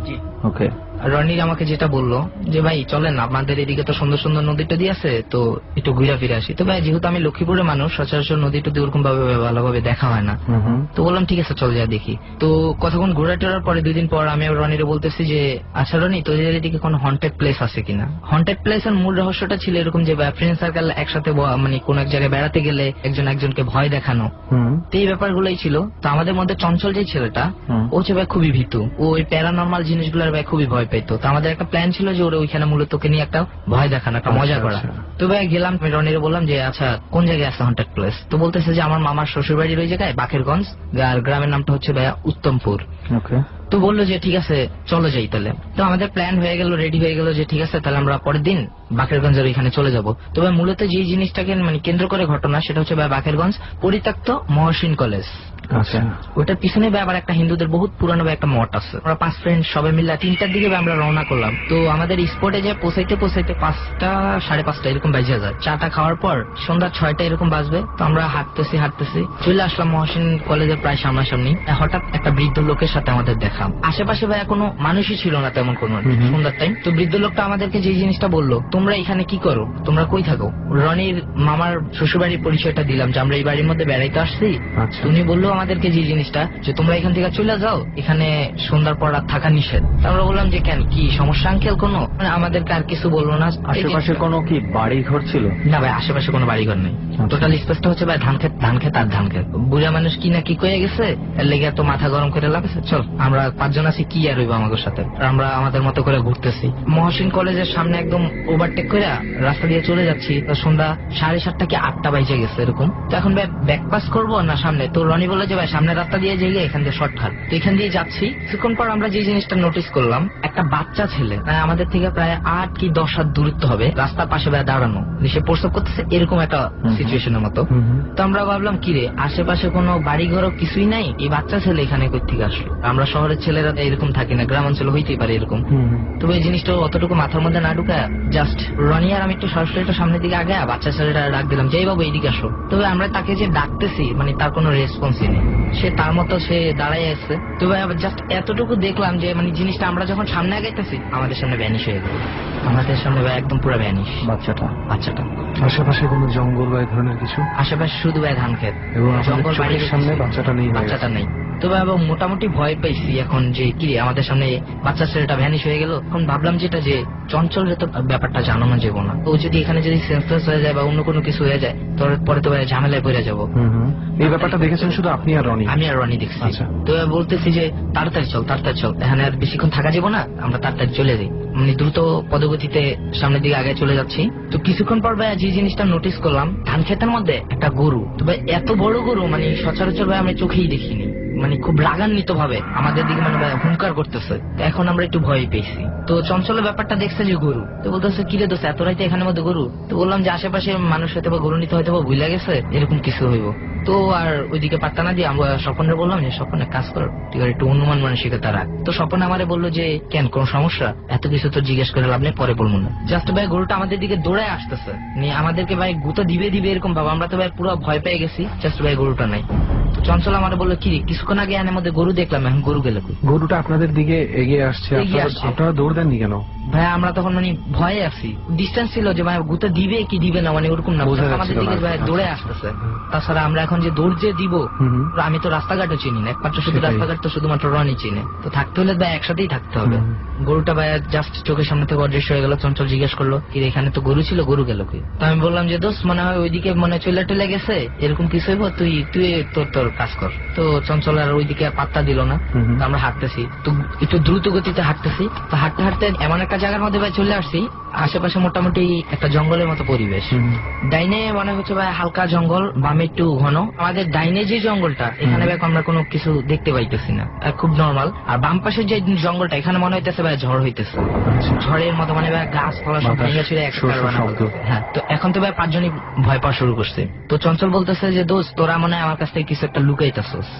তো বলতেছি দোস্ত এত কিছু তুই জিজ্ঞেস করিস না, যত তাড়াতাড়ি এখান থেকে যেতে পারবো ততই বাঁচবো। তো আমি আর রনিরে বলতেছি উচিত একটা শিক্ষা হয়েছে, তো তাড়াতাড়ি করে এখান থেকে যাইতেছি। কিছু দূর যাওয়ার পর যে জিনিসটা ভাই নোটিস করলাম, আমাদের সামনে সেই বাচ্চা ছেলেটা যারা আমরা পিছনে ফালায় রেখে আসছি, আমাদের চোখের সামনে থেকে ভ্যানিশ হয়ে গেছে। সে কি আপনাদের দিকে তাকিয়ে আছে? আমাদের দিকে তাকিয়ে আছে, খুবই রাগান্বিত ভাবে ভাই। আর চোখগুলো মনে হইতেছে ভাই আগুনের মতো জল করে জ্বলতেছে। 5 জনই দেখছি ভাই। রনি আপনিও দেখেছেন? স্বপন আপনিও দেখেছেন? মানে এতটুকু বলছে ছেলেটা যে তোদেরকে যাইতে বলছি তোরা যাস নাই কেন? ওই বুড়ো লোকটা যেটা বলে গেছিল, ছেলেটার এরকম একটা বৃদ্ধ লোকের মতো ভয়েস, যেটা কিন্তু কিছুক্ষণ আগে শুনছি, সেই জিনিসটা ভাই আমরা এখন আবার শুনতেছি। এই জিনিসটা তো এখন তো ভাই আমরা ধরে ফেলাইছি যে ওই হয়তো আমাদেরকে ফার্স্টে বইলা গেছিল যে তোমরা এখান থেকে চলে যাও, তবে আমরা জিনিসটা উপেক্ষা করে মানে আমরা ভাই সামনে গেছি। তো ছেলেটা আমাদের জায়গাটা যে এরকম কিছু ব্যাপার আছে, রনি এটা আপনি আগে জানতেন না? জি ভাইয়া, হাজি মহসিন কলেজে ওইখানে আমি শুনছি যতটুকু আমার মামার শালকের কাছ থেকে বলছে যে এই কলেজে নাকি একটা মেয়ের সাথে রেপ করা হয়েছে। তো মেয়েটা এখানে আত্মহত্যা করে গলায় ফাঁস দেয়। আর পরে আরেকটা কাহিনী হয়েছিল যে একটা বাচ্চা ছেলে মানে টয়লেটের ভিতর থেকে তার লাশ উদ্ধার করা হয়েছে পচা গলিত অবস্থা। আচ্ছা। তো ভাই বাচ্চা ছেলেটা জাস্ট এতটুকু বললো যে তোদেরকে যাইতে বলছি তোরা যাস নাই কেন, আজকে তো তোরা আর বাঁচবি না। এবং বয়সটা হচ্ছে সেই বৃদ্ধ লোকের বয়সটা। এখন যেটা ভাবতেছি যে ছেলেটা আমাদের সামনে দাঁড়ানো, আমরা কি এখন ওকে কি ক্রস করে কি যাইতে পারবো নাকি ব্যাক পাস করবো? ব্যাক পাস করে আমরা সেই যদি আগের রাস্তাটা দিয়ে এখন আমরা যদি বাড়িতে যাই, তাহলে ভাই আমাদের বাড়িতে যে পৌঁছাইতে ভাই 1টা কি রাত 2টা বাজে যাবে। আচ্ছা। যেটা ভাই আরো ভয়ঙ্কর ব্যাপার হয়ে দাঁড়াবে। তো একটু সাহস করে বলতেছি যে যাই যা সুরা টুরা পারিস তাড়াতাড়ি করে পর, আমাদের পক্ষে যতটুকু সম্ভব হয়েছে ততটুকু ভাই পড়ছি। আল্লাহর উপরে যেহেতু বিশ্বাস আছে কোনো জিনিসই আর কোনো সমস্যা করতে পারবে না, যেহেতু ভাই আল্লাহ দি গ্রেটেস্ট অফ অল। আমরা সামনের দিকে আগান শুরু করছি, মানে বাচ্চার দিকেই আগাইতাছি, যে যা হবে হবে। তো বাচ্চাটা ভাই আমাদের চোখের সামনে থেকে আবার অদৃশ্য হয়ে যায়, কোনো কিছু নাই। তো এখন ভাই মানে মোটামুটি প্রিপারেশন নিচ্ছি যে এখন একটা দৌড় দিব, সামনে হয়তো বা কোনো বাড়িঘর পাইলেও পাইতে পারি, হয়তো ওইখানে যে আশ্রয় নিলেও নিতে পারি এরকম। তবে জাস্ট একটা জিনিস দেখলাম যে বড় একটা আগুনের গোলা টাইপের আমাদের দিকেই আসতেছে। সামনে থেকে না ভাই, পিছন দিক থেকে। আচ্ছা, তো এই জিনিসটা দেখার পর বলতেছি যে যত দ্রুত পারস দৌড়তে। 5 জন একসাথে দৌড় দিলাম। তো দৌড়াইতে দৌড়াইতে বাড়ি পেয়েছি এখানে যে হঠাৎ, তো ওইটার ভিতরে ভাই আমরা ঢুকে গেছি। আর স্বপন আর চঞ্চল ওরা ভাই এখানের মধ্যে উস্টা খেয়ে পড়া যায় গেটে, বাড়ির গেটে কি উঠানে ভাই। আচ্ছা আচ্ছা। এখন যদি ওকে যদি তুলতে যাই তা আমাদের দেরি, তো এখন ভাই ভয় লাগতেছে। তো পরে ওদেরকে এসে হয়তো আমরা উদ্ধার করলেও করতে পারবো, আগে তো ভাই নিজের জানটা তো আগে ভাই বাঁচাতে হবে। তো ওদেরকে ওই জায়গায় আমাদের ফালাই ভাই আমরা 3 জন দৌড় দিয়ে চলে যাই। তো যা বাড়ির মানুষকে ডাকাডাকি করি যে আমাদেরকে একটু বাঁচান, আমরা এরকম। এই সময়টাতে স্বপন আপনি পড়ে গিয়েছিলেন ওখানে, রাইট? আপনার অবস্থানটা কি ছিল তখন? তখন ভাই মানে আমি আর চঞ্চল মানে দৌড়াইতে যাই উস্টাকা পুরাই যাই। তো মানে এমন হঠাৎ করে মানে একটা দেখলাম যে কালো আফসার মতো ছায়া আমাদের সামনে আসতেছে। আচ্ছা। তো এটা দেখে আমি নিজেকে কন্ট্রোল করতে পারলাম না ভাই, আমি সেন্সলেস হয়ে যাই। চঞ্চলের কথা আমি বলতে পারলাম না। তো আমি নিজে অনুভব করতেছি যে কিছু একটা টানতেছে আমাদেরকে। ওই টান অবস্থায় আমি সেন্সলেস হয়ে যাই, আর কিছু আমার মনে নেই। তো সকাল উঠে দেখি যে আমি তাল গাছের নিচে, শুধু আমি একা ওই এলাকাতেই। ওই এলাকাতে আমি তাল গাছের নিচে মানে পড়ে আছি। ওকে, আপনাকে কেউ কি খুঁজে পেয়েছে? সকালবেলা সবাই খোঁজাখুঁজি করে, যখন জ্ঞান আসে আমার তখন আমি আমার বিছানায় দেখতে পাই নিজেকে। আচ্ছা, তো এবারে আবারও আসি পলাশের কাছে। তো ভাই আমরা গেলাম যে আমাদের এরকম এরকম বিপদ হয়েছে, আমাদেরকে একটু বাঁচান। তো তারা ভাবছে হয়তো আমরা কোনো চোর ডাকাতি টাইপের কিছু। তো তারা বাইরে হয় লাঠি সোটা নিয়ে আমাদেরকে মানে মারার জন্য। তো পরে আমরা আমাদের পরিচয় দিলাম যে দেখেন আমরা এরকম এরকম একটা বিপদের সম্মুখীন হয়েছি, তো আমাদেরকে একটু বাঁচান। তো রনির মামা আর ওইখানে একজন নেতা, ওনাকে সবাই চিনে কম বেশি। তো আচ্ছা তাহলে তোমরা ওদের বাড়িতে বেড়াইতে আসছো, তো এটা আগে বলবা না, মানে ওনাদের বাসার দিকে নিয়ে যেতেছে। তো বলতেছি যে আমাদের সাথে তো আরো 2টা লোক আছে, তো আমাদেরকে যদি একটু যদি হেল্প করতেন তাহলে খুব ভালো হইতো। তো ওনার সহকারে আমরা হারিকেন টারিকেন নিয়ে যে খুঁজতে বের হই। তো স্বপনরে আমরা রাতে আর খুঁজে আর পাই নাই, স্বপনকে পাইছি আমরা সকালবেলা। যেখানে তারা পড়ে গিয়েছিল ওখানে নাই? ওখানে নেই। আর কিছু দূরে ভাই একটা পুকুর ছিল, পুকুরের ওইখান থেকে ভাই আমরা চঞ্চলকে পাইছি। নিচের দিক পুকুরের দিক ছিল, আর উপরের দিক ভাই মানে কিনারে ছিল এরকম, মানে কোমরের অংশ থেকে পুকুরের নিচে ছিল, মানে ভেজা ছিল। জি ভাই। আচ্ছা, এন্ড হি ওয়াজ সেন্সলেস? হ্যাঁ ভাই, সে জ্ঞান হারানো অবস্থায় ছিল। তো তা মানে তাকে নিয়ে আসলাম বাসায়, তার জ্ঞান আনার ভাই অনেক চেষ্টা করলাম কিন্তু পারলাম না। তো ভাই আমরা বললাম যে এখন আমরা কিভাবে বাসায় যাবো? তো বলতেছে এত রাইতে তো যাওয়া তো সম্ভব না, তোমরা এখানে থাকো, তোমার মামার ফোন নাম্বারটা দাও। ওর মামার কাছে ফোন দেওয়া হইলো। ফোন দেওয়ার পর বলতেছে যে এরকম এরকম আমরা বিপদের সম্মুখীন হয়েছি, তো সকালবেলা এসে আমাদেরকে নিয়ে যায়। আর স্বপনরে পাইছিলাম যে ভাই সকালবেলায় বুঝটা বলতেছি আপনারা আমাদের সাথে আরেকটা লোক আছে, একটু যদি খুঁজতেন তাহলে আমরা তো আশেপাশে তো চিনি না। পরে খবর পাই যে কেউ একজন এসে খবর দিছে ওনাদের বাড়ির পিছন দিকে, ওইদিকে একটু জঙ্গল টাইপ, যে ওইখানের মধ্যে কেউ একজন পইড়া আছে। তো আমরা সন্দেহ করছি যে স্বপনই হবে, যেহেতু চঞ্চলটা আমরা অন্য কোথাও পাইছি। তো পরে যে দেখলাম যে ভাই স্বপন এখানের মধ্যে পইড়া আছে। এই ছিল ভাই ঘটনা। আর স্বপনের ওই সময়টা সম্বন্ধে কোন রকম কোন রিকালেকশন নেই যে কোথায় ছিলেন বা কিভাবে ছিলেন বা কার সাথে ছিলেন? তখন ফিল করছেন যে কিছু একটা আমাদের টানতেছে আবসা ছায়ার মতো। আচ্ছা, রনি ভাই আপনি যে এই ঘটনাটা বললেন যে ওখানে একটা সুইসাইডাল ব্যাপার ছিল, প্লাস একটা ছেলের, ওই ছেলেটার ব্যাপারে কি কিছু জানা গেছে যে ওই ছেলেটার লাশটা কোথায় ছিল? ছেলেটার ব্যাপারে কিছু জানা যায় নাই, বাট আমি অল্পই জানছি যে ছেলেটা নাকি ওইখানে মৃত অবস্থায় পাওয়া গেছে টয়লেটে। ছেলেটার ফেস চেনা যায় নাই, আর শরীরের মানে মাংস গলিত অবস্থায় ছিল। ডর মানে ভয়। হন্টেড বাই প্রাণ মিস্টার ম্যাঙ্গো ক্যান্ডি। অল্পই জানছি যে ছেলেটা নাকি ওইখানে মৃত অবস্থায় পাওয়া গেছে বাথরুমে টয়লেটে। তো ছেলেটার ফেস চেনা যায় নাই, আর শরীরের মাংস গলিত অবস্থায় ছিল। মানে এই আশেপাশের কোন এলাকা থেকে ছেলে মিসিং হয়েছে কিনা, কার সন্তান মারা গেছে এরকম কোনো কিছু জানা যায় না? মানে ছেলেটার পরিচয় আর আইডেন্টিফাই করা যায়নি। জি। আসলে একটা জিনিস কি শুনুন, আমি দেখলাম যে এই প্যারানর্মাল ব্যাপারগুলোর মধ্যে যখনই বাচ্চা ইনভলভ হয় তখন ব্যাপারগুলো খুব ভয়ঙ্কর দাঁড়িয়ে যায়। ইনোসেন্ট ব্যাপারটাকে সবচেয়ে ভয়ঙ্কর রূপ ধারণ করে, তখন মনে হয় মানুষকে একটু ধাক্কা বেশি দেয়। রাইট, সেটাই হচ্ছে কারণ বাচ্চা তো আসলে সাধারণত আমরা ইনোসেন্ট হিসেবেই কল্পনা করে থাকি। তো এখান থেকে যদি অ্যাবনর্মাল কিছু একটা বের হয়ে যায়, এটা আসলে সবার চিন্তাটাকে একদম মানে উলটপালট করে দেয়। তো রনি ভাই, আপনার সাথে কি এরকম কোনো ঘটনা কখনো ঘটেছে? জি ভাই, আমার সাথে এরকম একটা ঘটনা ঘটছে। তো আমাদের এখানে আমি থাকি মিরপুর ক্যান্টনমেন্টে। তো আমাদের কোয়ার্টারের সামনে পার্ক আছে, একটা ছোটখাটো পার্ক আর কি। তো ওই পার্কে আমি ঠিক 2012 সালের রোজার 3 দিন আগে এখানে আমি বসে বসে গান শুনছি। কয়টা দিকে ওটা? রাতে 7টা 7:30। আচ্ছা। পিছন থেকে দেখছি একটা বাচ্চা দৌড় দিছে। বাচ্চা দৌড় দিয়ে দোলনায় বসছে। না থাকে আমি সামনে গান শুনতে শুনতে দোলনার শব্দ পাচ্ছি। তো পাওয়ার পর বাচ্চাটা দৌড় দিছে। 3বার সেম কাহিনী দেখছি। তো লাস্টবার যেটা ওই একই সময় আপনি 3বার এই ঘটনাটা ঘটেছে? 3বার, মানে 3বারই আমি। বাচ্চাটা দৌড়ে যাচ্ছে কোথায়? বাচ্চাটা যাচ্ছে আম গাছের নিচে। তো ওই পাশটা পুরোটা অন্ধকার আর জঙ্গল, পিছন সাইডে পুকুর। তো এইদিকে বাচ্চাটা ওই পুকুরের দিকে বারবার জঙ্গলের দিকে যাচ্ছে, আবারও ফিরে আসছে। প্রায় 3বার এরকম ঘটনা ঘটলো। সর্বশেষবার আমি যেটা দেখলাম যে বাচ্চা নেমে যে ওই দিকে গেল, রানিং দোলনা থেকে নেমে গেলে তো জিনিসটা বোঝা যায় যে রানিং অবস্থায় দোলনাটা হঠাৎ থেকে কিভাবে স্টপ হয়েছে। আমি বাচ্চাটাকে দেখিনি। দোলনাটা ফাঁকা, দোলনাটা স্টপ। রানিং দোলনা থেকে কেউ নেমে গেলে দোলনাটা কিন্তু নড়াচড়া, একটা দুলুনি থাকে, বাট সেটা ধারে কাছেও নেই, দোলনাটা একদম স্থির। জি, দোলনাটা যদি কেউ মানে স্টপ করে যদি নামে, ওখানে কিন্তু দুলুনি খুব একটা বেশি পাবি না, কিন্তু মানে আপনি একদম কোনো ধরনের মুভমেন্ট দেখতে পারেন না। কতক্ষণ ডিস্টেন্স ছিল যে আপনি হঠাৎ করে যে পেছনে তাকালেন? আমি সাথে সাথে যখন শব্দ পাইনি পিছনে তাকাইছি। ওকে, মানে আপনি কন্টিনিউয়াসলি দোলনার একটা শব্দ পাচ্ছিলেন, যখন শব্দটা বন্ধ হয় আপনি পিছনে তাকান। রাইট, তার মানে হচ্ছে ডিস্টেন্স কিন্তু খুব বেশি সময় ছিল না, সে মুহূর্তের মধ্যে এটা দেখতে পেয়েছে। বাট সুমন দোষ, এখানে আরেকটা ব্যাপার আছে। আমি কিন্তু একটু কনফিউজ যে উনি আসলে সাথে সাথে তাকিয়েছিলেন কিনা, কারণ আপনি কিন্তু গান শুনছিলেন হেডফোনে। না, হেডফোনে না, লাউড স্পিকারে দেওয়া ছিল। লাউড স্পিকারে। তো কমানো সাউন্ড, বাইরের কেউ কথা বললে এটা আমি ক্লিয়ার শুনতে পাচ্ছি। আচ্ছা আচ্ছা আচ্ছা। তো দোলনাটাও আমি শুনছি। শোনার পর 30-35 সেকেন্ড হবে। এই ডিফারেন্সের ভিতরে কিভাবে এটা ঘটলো, তো এইটা নিয়ে ভাই আমি মোটামুটি ভয় পেয়েছি। তারপর আমি সামনে থেকে গান শুনতেছি নিজের মতো। তো পলাশ পিছন দিয়ে, মানে ওদের বাসাটা হচ্ছে পশ্চিম পাশের, মানে যেই পুকুরটার অপোজিটে। তো ওইখান দিয়ে হালকা বাগানের মতো আছে। ওদের এই জায়গা দিয়ে শর্টকাট আসা যায় ওইখানে। আর আমাদের ওইখানে 2টা ক্যান্টিন ছিল, একটা এমএস ক্যান্টিন আর একটা 37D ক্যান্টিন। তো ও আসছে, আইসা আমার সাথে বসে অনেকক্ষণ গল্প করলাম দুইজন। ও আমার কাঁধে হাত দিয়া থাপ্পড়ের মতো মেরে বললো যে তুই এইখানে বসে আসিস কেন? পরে আমি বললাম এই একা একা গান শুনতেছি। আচ্ছা, বাসায় চলে যায়, এখানে থাকিস না এত। তুমি কই যাও? আমি পুরি আনতে যাচ্ছি। আচ্ছা ঠিক আছে, যাও। আমি বাসার দিকে হাঁটতে হাঁটতে আমার সামনে ক্যান্টিন দিকে আসলাম, দেখি কারা আছে ফ্রেন্ড সার্কেলের। তো যা দেখলাম পলাশ ওই জায়গাটায় বসা। তো বসা পর আমি ওর সাথে অনেকটা তর্কাতর্কি করেছি। আমারে তো এখন চিনবি না, এখন তো ওদেরকে পাইছিস, তুই এমএস ক্যান্টিনে যাস না, আর 37 ক্যান্টিনে এসে তুই বসছিস। পরেরটা ভাইয়া ওর কাছ থেকে শুনে যা করছি। ওকে, তো পলাশ ভাই ঘটনাটা আসলে কি ছিল? আমি তো ক্যান্টিনের মধ্যেই বসে আড্ডা মারতেছি। তো হঠাৎ করে কোত্থেকে আসলো আইসা, তো ভাই আমার উপরে রাগারাগি শুরু করছে যে তুমি এতক্ষণ আমার সাথে বসে ছিলা আর আমারে বলতেছো তুমি পুরি আনতে যাইবা। তা আমি বললাম যে কি আজে বাজে কথা বলতেছো, সাহান কি মাই খাবি নাকি? আচ্ছা। তো রনি আমার যেটা বললো যে মিথ্যা কথা বললো কেন, তুমি তো আমার সাথেই বসা ছিলা। তা আমি বলতাছি সন্ধ্যার থেকে আমি ক্যান্টিনের মধ্যে আমি বসা, আমার মুখের কথা তোর যদি বিশ্বাস যদি না হয় এই যে ওনাদেরকে জিগা। আর কিছু বললো না, ও হঠাৎ করে চেয়ারের মধ্যে বসে কি জানি হিসাব জানি মিলাইতেছে।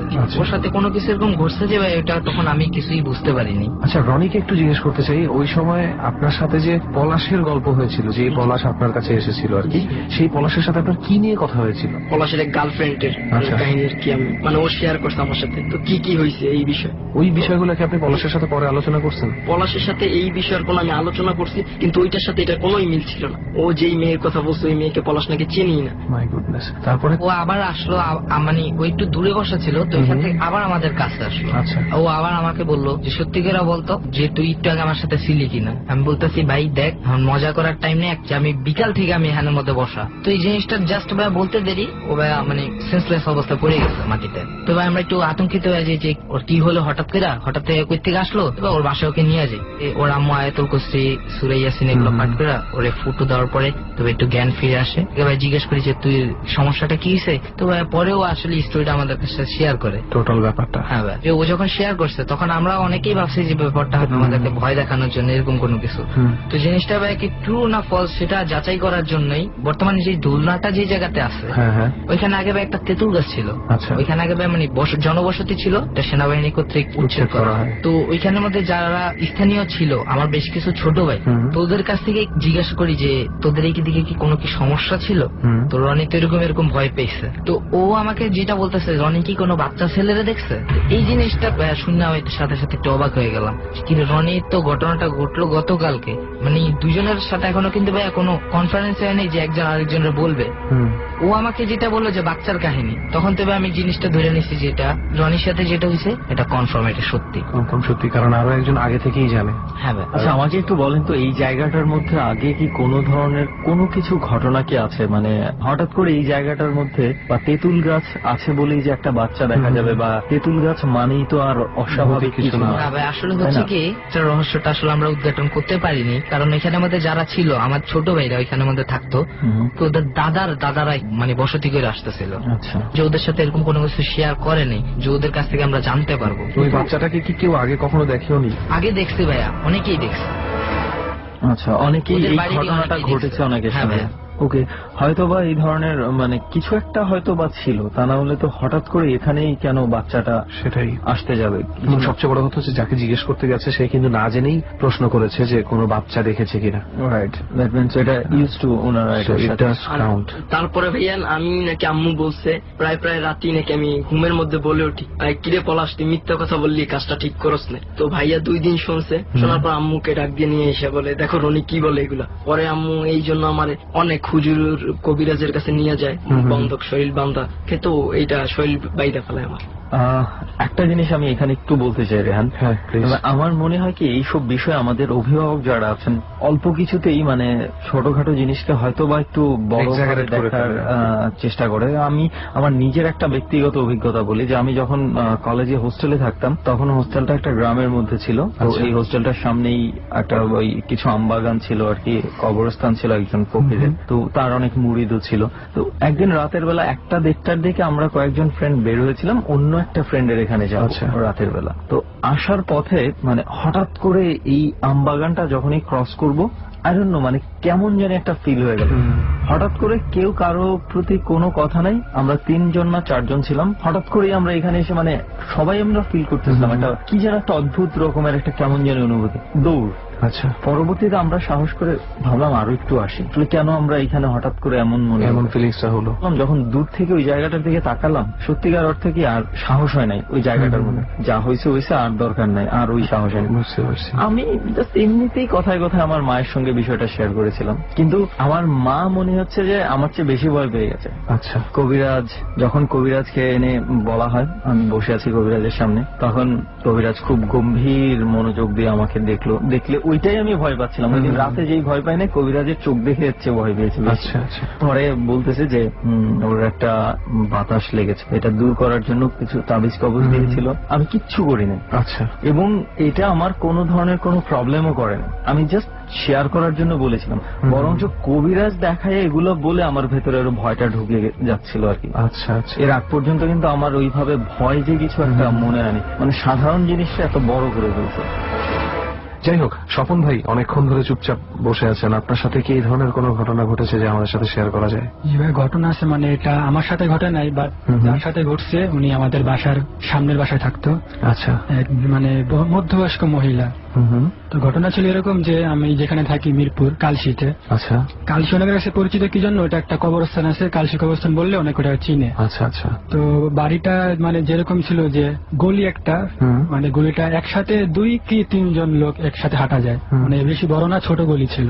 একটা দিক ছিল পশ্চিম দিক আর একটা দিক ছিল পূর্ব দিক। তো পূর্ব দিক ছিল আমাদের কালশি কবরস্থান, মানে আমাদের বাসা থেকে জাস্ট 2 কি 3 মিনিট হাইটা গেলে কবরস্থানটা। আচ্ছা আচ্ছা। আর পশ্চিম দিকে ছিল আমাদের এলাকার ঈদগাহ মাঠ। তো যার সাথে ঘটনা ঘটছে উনি আমাদের সামনের বাসায় থাকতো। তো উনি প্রায় মানে স্মোকিং করতো, স্মোকিং করতো। মধ্যরাতে উঠে দরজার সামনে বসে হেলান দিয়ে মানে স্মোক করতো। তো একদিন এরকম উনি স্মোক করতেছে, তো হঠাৎ করে সে লক্ষ্য করলো যে পূর্ব দিকের গলির পূর্ব দিকে একটা লোক তার দিকে এগিয়ে আসতেছে। মানে তখনও সে ভাবতে পারে না যে তার সাথে কি ঘটতেছে, সে উনার মতোই স্মোক করতেছে। তো সেই লোকটা যখন তাকে অতিক্রম করবে এমন সময় উনি জিজ্ঞেস করলো লোকটাকে যে মানে আঞ্চলিক ভাষা ওনাদের, কি গো এত রাইতে কই থেকে গাইলা? তো এটা শোনার সাথে সাথে লোকটা থমকে দাঁড়ায়। তো উনার দিকে ফিরে যখন উনি দেখে ওটা মানে এমন অবস্থা ছিল ওই লোকটার যে মুখ থেকে বুক পর্যন্ত শুধু রক্ত, গায়ে ছিল শুধু সাদা জামা, পুরো টোটাল রক্তে মাখা, মানে চোখ লাল টকটকে জল করছে। আচ্ছা। তো উনি তো জিজ্ঞেস করলো যে এত রাতে কোথেকে আসে? তো উনি উত্তর দিছে যে দেখোস না খাই আসছি, আজকে শুধু তোর হাতে আগুন ছিল দেখে বাইচা গেলি, নাহলে তোরে আমি ছাড়তাম না। এটা শোনার সাথে সাথে উনি তো মানে কি বলবো, কোনো মতে শুধু দৌড়ে উঠে দরজাটা ভিতরে গিয়ে দরজা লাগিয়ে ওখানেই সেন্সলেস হয়ে যায়। পরে ডাক্তার কবিরাজ দেখে ওনারা সকালে মানে জ্ঞান ছিল না, 1 সপ্তাহের মতো ওনার মানে গায়ে জ্বর ছিল, অনেক অসুস্থ ছিল। তো এই ছিল সন্ধ্যা আমার ঘটনা। কি বলবো যে হুট করে কল্পনা করা যায় বাসার সামনে দাঁড়ায় কেউ সিগারেট খাচ্ছে, ওখান থেকে হঠাৎ করে এই ধরনের অভিজ্ঞতা হয়ে যেতে পারে। আসলে কখন কি হয় নোবডি নোজ। 3 বন্ধুরই দেখছি যে বিভিন্ন ধরনের কোনো না কোনো এক্সপেরিয়েন্স আছে, তো আর কোনো ধরনের এক্সপেরিয়েন্স ফ্রেন্ডের টিচারের কাছ থেকে ভাই কালেক্ট করা স্টোরি মানে শুনেছেন আপনি? মানে জি ভাই। আপনার ফ্রেন্ডের টিচারের সাথে ঘটেছে নাকি সে বলেছে? তার সাথে ঘটাবে। আচ্ছা আচ্ছা, দেন লেটস হ্যাভ ইট, শুনি। একটা ফ্রেন্ড আছে, ওর নাম হচ্ছে রাহাত। তো ও একটা টিচারের কাছে পড়ে। টিচার আমাকে যেটা বললো, টিচার হওয়ার আগে মানে এই পেশায় আসার আগে উনি ব্ল্যাক ম্যাজিকের প্রতি অনেক ইন্টারেস্টেড ছিল।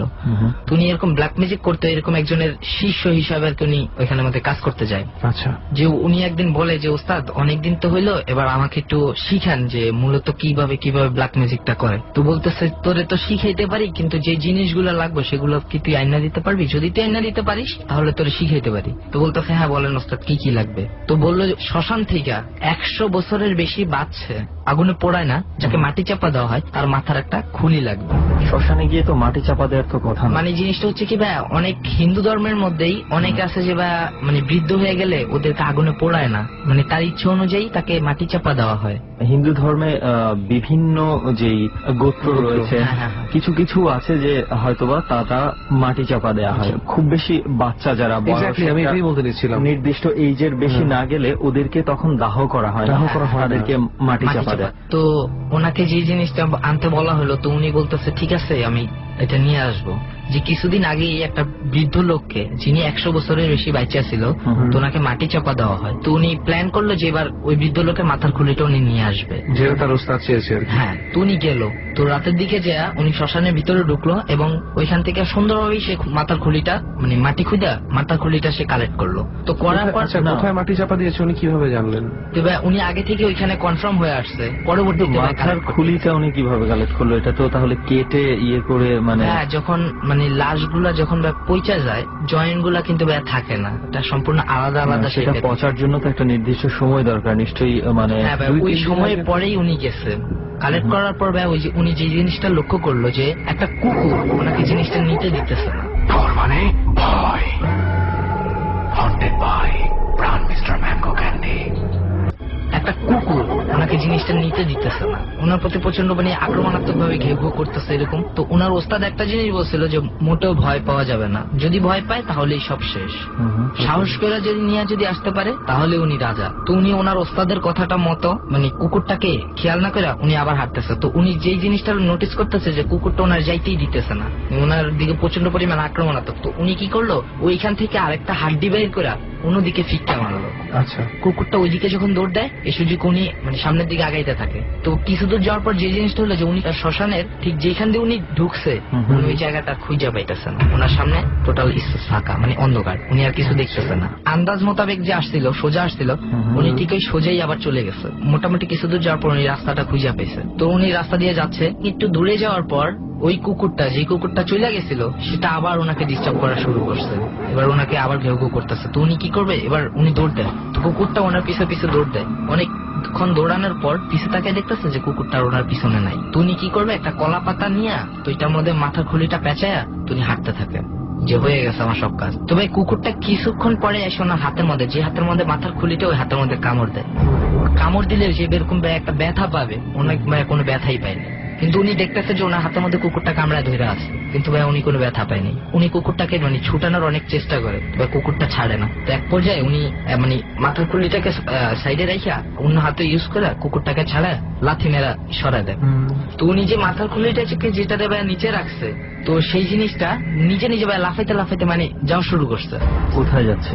ওই যে রাস্তা দিয়ে উনি নিয়ে আসছিল শ্মশানের দিকে, ওই রাস্তা দিয়ে চলে যাচ্ছে। তো উনি আবার দৌড়ায় যায়, মাথার খুলিটাকে আবার নেয়, নেওয়ার পর ওইটাকে আবার ওই কলা পাতাটা নিয়ে পুনরায় পেঁচে আবার হাঁটা শুরু করে। তো কিছু কিছুক্ষণ পর ওনার হাতে যে মাথার খুলিটা ছিল সেটা একটা কাপাকাপি কইরা ওনার হাত থেকে কলা পাতা ছিঁড়া নিচে পড়া যায়, এবং ওই মাথার খুলিটা ভাই তার সাথে কথা বলতেছে যে তোর এত বড় সাহস, তোরা এতবার বাধা দিলাম তারপর তুই আমারে নিয়ে যেতেছস, এখন তোরা এখান থেকে এখন কে বাঁচাইবো। তিনি যখন ভাই খেয়াল করলেন যে মাথার খুলি, একজন মৃত মানুষের মাথার খুলি তার সাথে কথা বলতেছে, আশেপাশে কোনো লোকও নেই, এই জিনিসটা দেখে ভাই উনি খুবই ভয় পায়। তো ভয় পাওয়ার পরে উনি একই জায়গার মধ্যে সেন্সলেস হয়ে যায়। তো পরবর্তীতে ফজরের টাইমে যখন ভাই নামাজ পড়তে যায় কিছু মানুষ তাকে উদ্ধার করে। তো পরবর্তীতে তার যখন জ্ঞান ফিরে সে দেখে সে তার খাটের উপর শুয়ে আছে, তার পাশে বসে তার মা কাঁদতেছে। তারপরে ভাই উনি ব্ল্যাক ম্যাজিক জিনিসটা ছাইরা দিচ্ছে। ওনার হাতে কি তখনও মানে কুকুরের কামড় বা কিছু দেখা ওনার হাতে কোনো কিছুই ছিল না, টোটাল ফাঁকা ছিল, মানে ওই কুকুরটা তাকে যে কামড়াইছে এরকম কোনো স্পটে এখানে ছিল না। আই থিঙ্ক আমার কাছে মানে কয়েকটা জায়গায় একটু মানে আমার কাছে কোশ্চেন মনে হয়েছে। কিরকম একটা হচ্ছে যে মাথার খুলিটা উনি কিভাবে কালেক্ট করেছে ওই সময়ের কথা, যদিও আপনি বলেছেন যে এর পরে গেছে, তাহলে ওইটা খুব সম্ভবত এটা যদি এমনিতে আমার মনে হয় গলা থেকে কেটে আনতে হতো, তা না হলে এটা দীর্ঘ সময় পরে আনতে হবে যেখানে হাড়গোড় আলগা হয়ে হাড়গোড় হয়ে যাবে। তারপরে আবার যেটা যে লাফিয়ে লাফিয়ে ওইদিকে চলে যাওয়া, এটাও আমার কাছে একটু অদ্ভুত মনে হয়েছে। এবং ফাইনালি যেটা হয়েছে যে মনে কর যে সে কিন্তু আলটিমেটলি তেমন তার কোনো ক্ষতি হয়নি, রাইট? যেটা বলেছিল যে খুলিটা তাকে থ্রেট করেছিল যে এবার তোকে কে বাঁচাবে, তো তার সেক্ষেত্রে সে পুরো সম্পূর্ণ একদম হেল্পলেস অবস্থায় ছিল, কোনো হেল্প ছাড়াই সে কিন্তু তার জায়গা মতন পৌঁছে যায়। তো আই ডোন্ট নো যে আসলে এর পেছনে আরো কোনো কিছু ঘটনা আছে কিনা। সো আর কারো কি কোন রকম কোন এক্সপেরিয়েন্স আছে? আমার কাছে একটা ঘটনা আছে। পলাশের আব্বু আম্মু গ্রামের বাড়িতে চলে যায়, পরে ও যায় আমার আম্মুর কাছে বললো, তো বলছে আচ্ছা ঠিক আছে। যখন 12টা বাজে আমরা বারান্দায় গল্প বলতেছি, কিছুক্ষণের মধ্যে আমি শব্দ মানে বাচ্চা কাঁদতেছে, তো 3বার শুনছি আমি। তো আমি পলাশকে জিজ্ঞেস করলাম, বাচ্চা কাঁদার আওয়াজ পেলাম, এটা কয়তলা থেকে আসছে? তো ওদের বাসাটা হচ্ছে নিচতলা। তো ওদের বাসার পাশে আবার একটু ফাঁকা জায়গা আছে, একটা তাল গাছ আছে, তাল গাছটা কাইটা ফেলাইছে। ও বললো চল রুমে চল। তো আমার টাইনে নিয়ে গেল রুমে, কিছু বললো না এই সম্পর্কে। যখন ঘুমাইতে যাব তখন ও আমাকে বলতেছে না যে কি আসলে মেন ঘটনাটা। ঘুমাইতে যাওয়ার সময় ওকে আমি জিজ্ঞেস করলাম রাত 1-1:30 দিয়ে যে আসলে কি ঘটনা, বাচ্চা যে কাঁদে। বলছে যে এইটা আসলে এইটার ব্যাপারটা আমিও বলতে পারবো না, যেহেতু আমি নুপুরের শব্দ পাইছি 3-4 দিন ধরে। তারপরে আমার আম্মু কাদার আওয়াজ পাইছে, আমার আব্বুকে শুনাইছে। পলাশ কি পেয়েছেন আপনি এর আগে? নুপুরের শব্দ পাই প্রায় আগে এরকম পাইতাম, এখনো দেখা যায় যে এখনো মাঝে মাঝে এরকম নুপুরের শব্দ পাই। তবে এটা আসলে কি থাকতে থাকতে অভ্যাস হয়ে গেছে, তো ওরকম। এটা কি একটা নির্দিষ্ট সময়? রাতে যখন দেখা যায় ওয়াশরুমে যাওয়ার জন্য যখন ভাই যাই, তখনই দেখা যায় যে ভাই এরকম মাঝে মাঝে শব্দটা পাই, কন্টিনিউ যে ভাই তা না, মাঝে মাঝে পাই। যে ভাই দেখা গেছে যে আমার আম্মু প্রায় বলতো যে এরকম যে কাদার আওয়াজ পায়। তো একদিন আব্বুকে বললো যে দেখো তো এরকম কাঁদতেছে কে। তো আব্বু শুনছে যে কাঁদতেছে, তো আব্বু আরেকটু শিওর হওয়ার জন্য বলতেছে কই কি কাঁদতেছে, জাস্ট ভাই শব্দটা অফ। আর এরপর থেকে আমার আম্মু আর এরকম কোন শব্দ আর শুনতে পায় না। তবে একটা জিনিস যেটা আমার আশেপাশেই ভাই, যে আমার প্রতিবেশী যারা ওইখানে আমাদের ভাই বাচ্চা এরকম কারোরই নেই। কিন্তু একটা জিনিস আমাদের ওইটা আজ পর্যন্ত আমাদের কারো কোনো ক্ষতি করেনি। হয়তো বা ক্ষতি করেনি কারণ আপনারা তাদের কোনো ক্ষতি করেননি। আমার কোনো ক্ষতি তো করে নেই, তো ওরও আমার ক্ষতি করার কোনো প্রয়োজন নেই। ওর মতো থাক, আমি আমার মতো থাকি। Very good decision.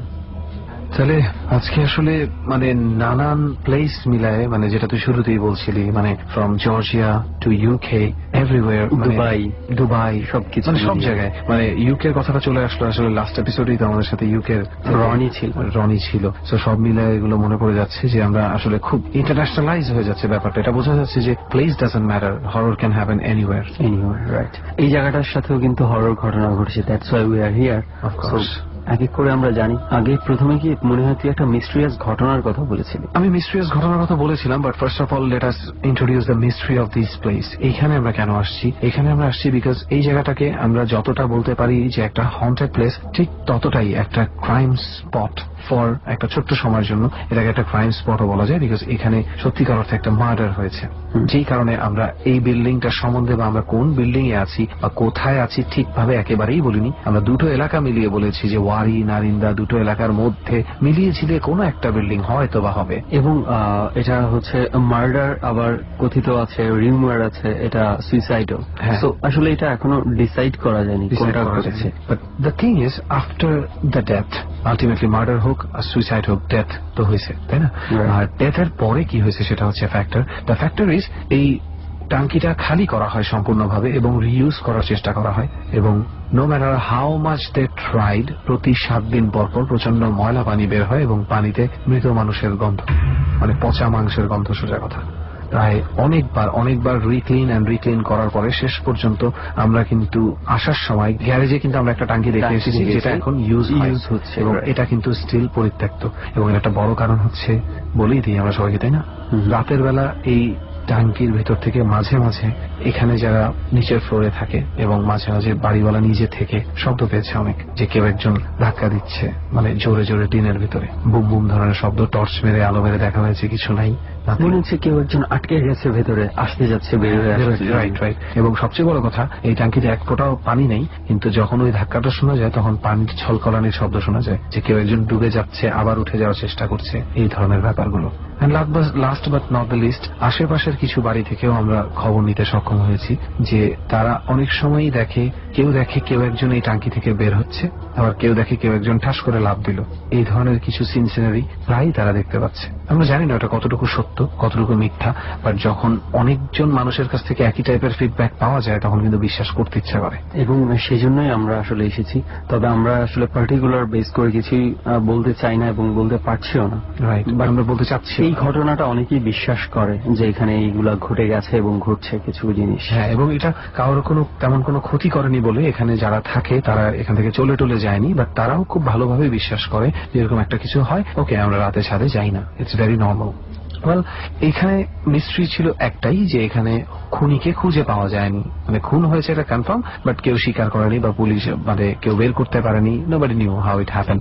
আমি যে মিস্ট্রিয়াস ডেটটা কথা আজকে বলবো, that is way too dangerous, আমার কাছে খুব অদ্ভুত লেগেছে।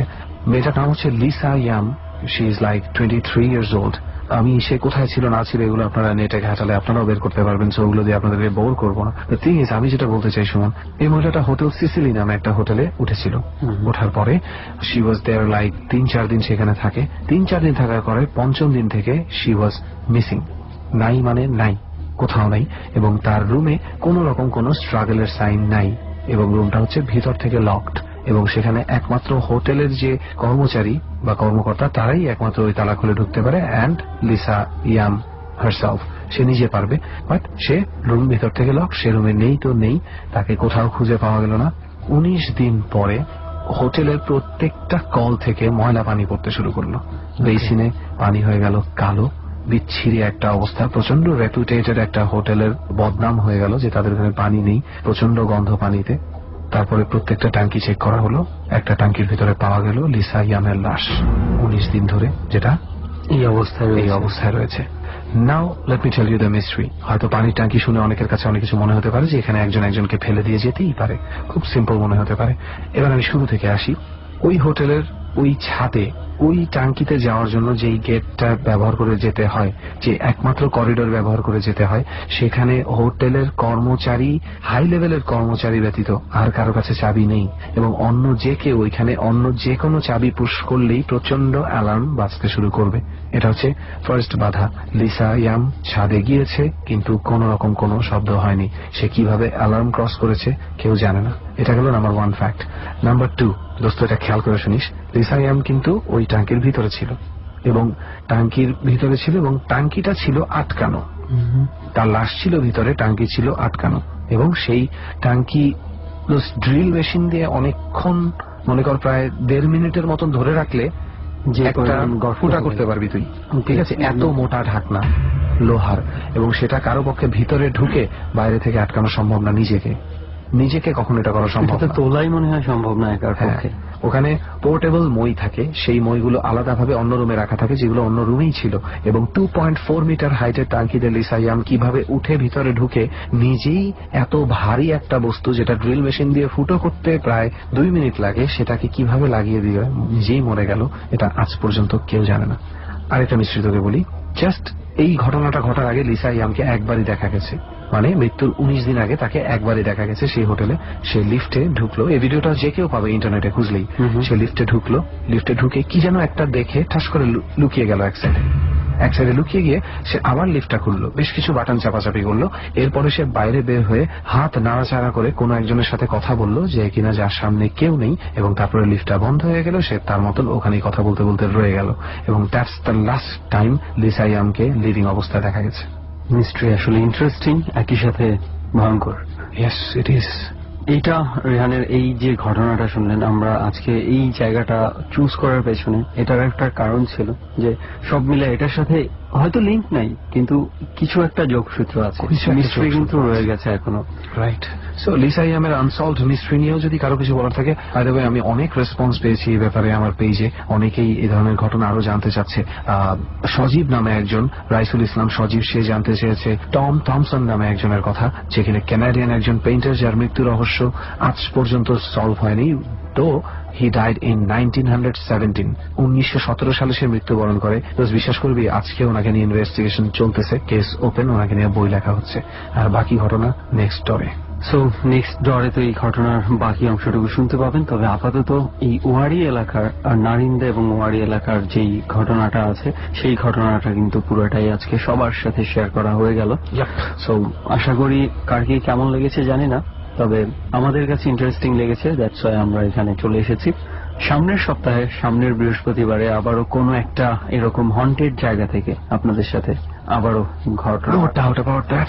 আর আপনাদের যদি কোনো ঘটনা থাকেই শেয়ার করার মতন, তাহলে মাধ্যমগুলো তো আপনারা জানেনই, আমি আছি, সুমন আছে, আর ডর। ডর মানে ভয়। হন্টেড বাই প্রাণ মিস্টার ম্যাঙ্গো ক্যান্ডি। রাত 2টো বাজে প্রায়।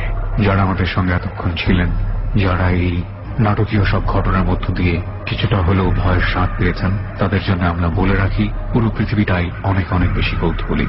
ভয় নিজের মনের মধ্যে, ভয় যুক্তিতে বাধা যায় না। যা আপনি বিশ্বাস করেন না, সেই জগৎটাও অনেক বড়। আমরা শুধু একটা কথাই বলতে চাই, ডরে যেসব ঘটনা ঘটে তা যেমন বৈজ্ঞানিকভাবে সত্য নয়, তেমনি ভাবে অপ্রমাণযোগ্যও নয়। আমরা শেষ করতে চাই আজকের মতো আগামী বৃহস্পতিবার ঠিক রাত 12টায় আমি আরজে কিবরিয়া, আমার টিম মেম্বার সুমন, রেহান এবং সাউন্ডে লোবানকে নিয়ে আরো একবার ফিরব। হতে পারে সেই ডরকে ধারণ করা হবে একেবারে আপনারই বাড়ির পাশে। ভালো থাকুন। শুভ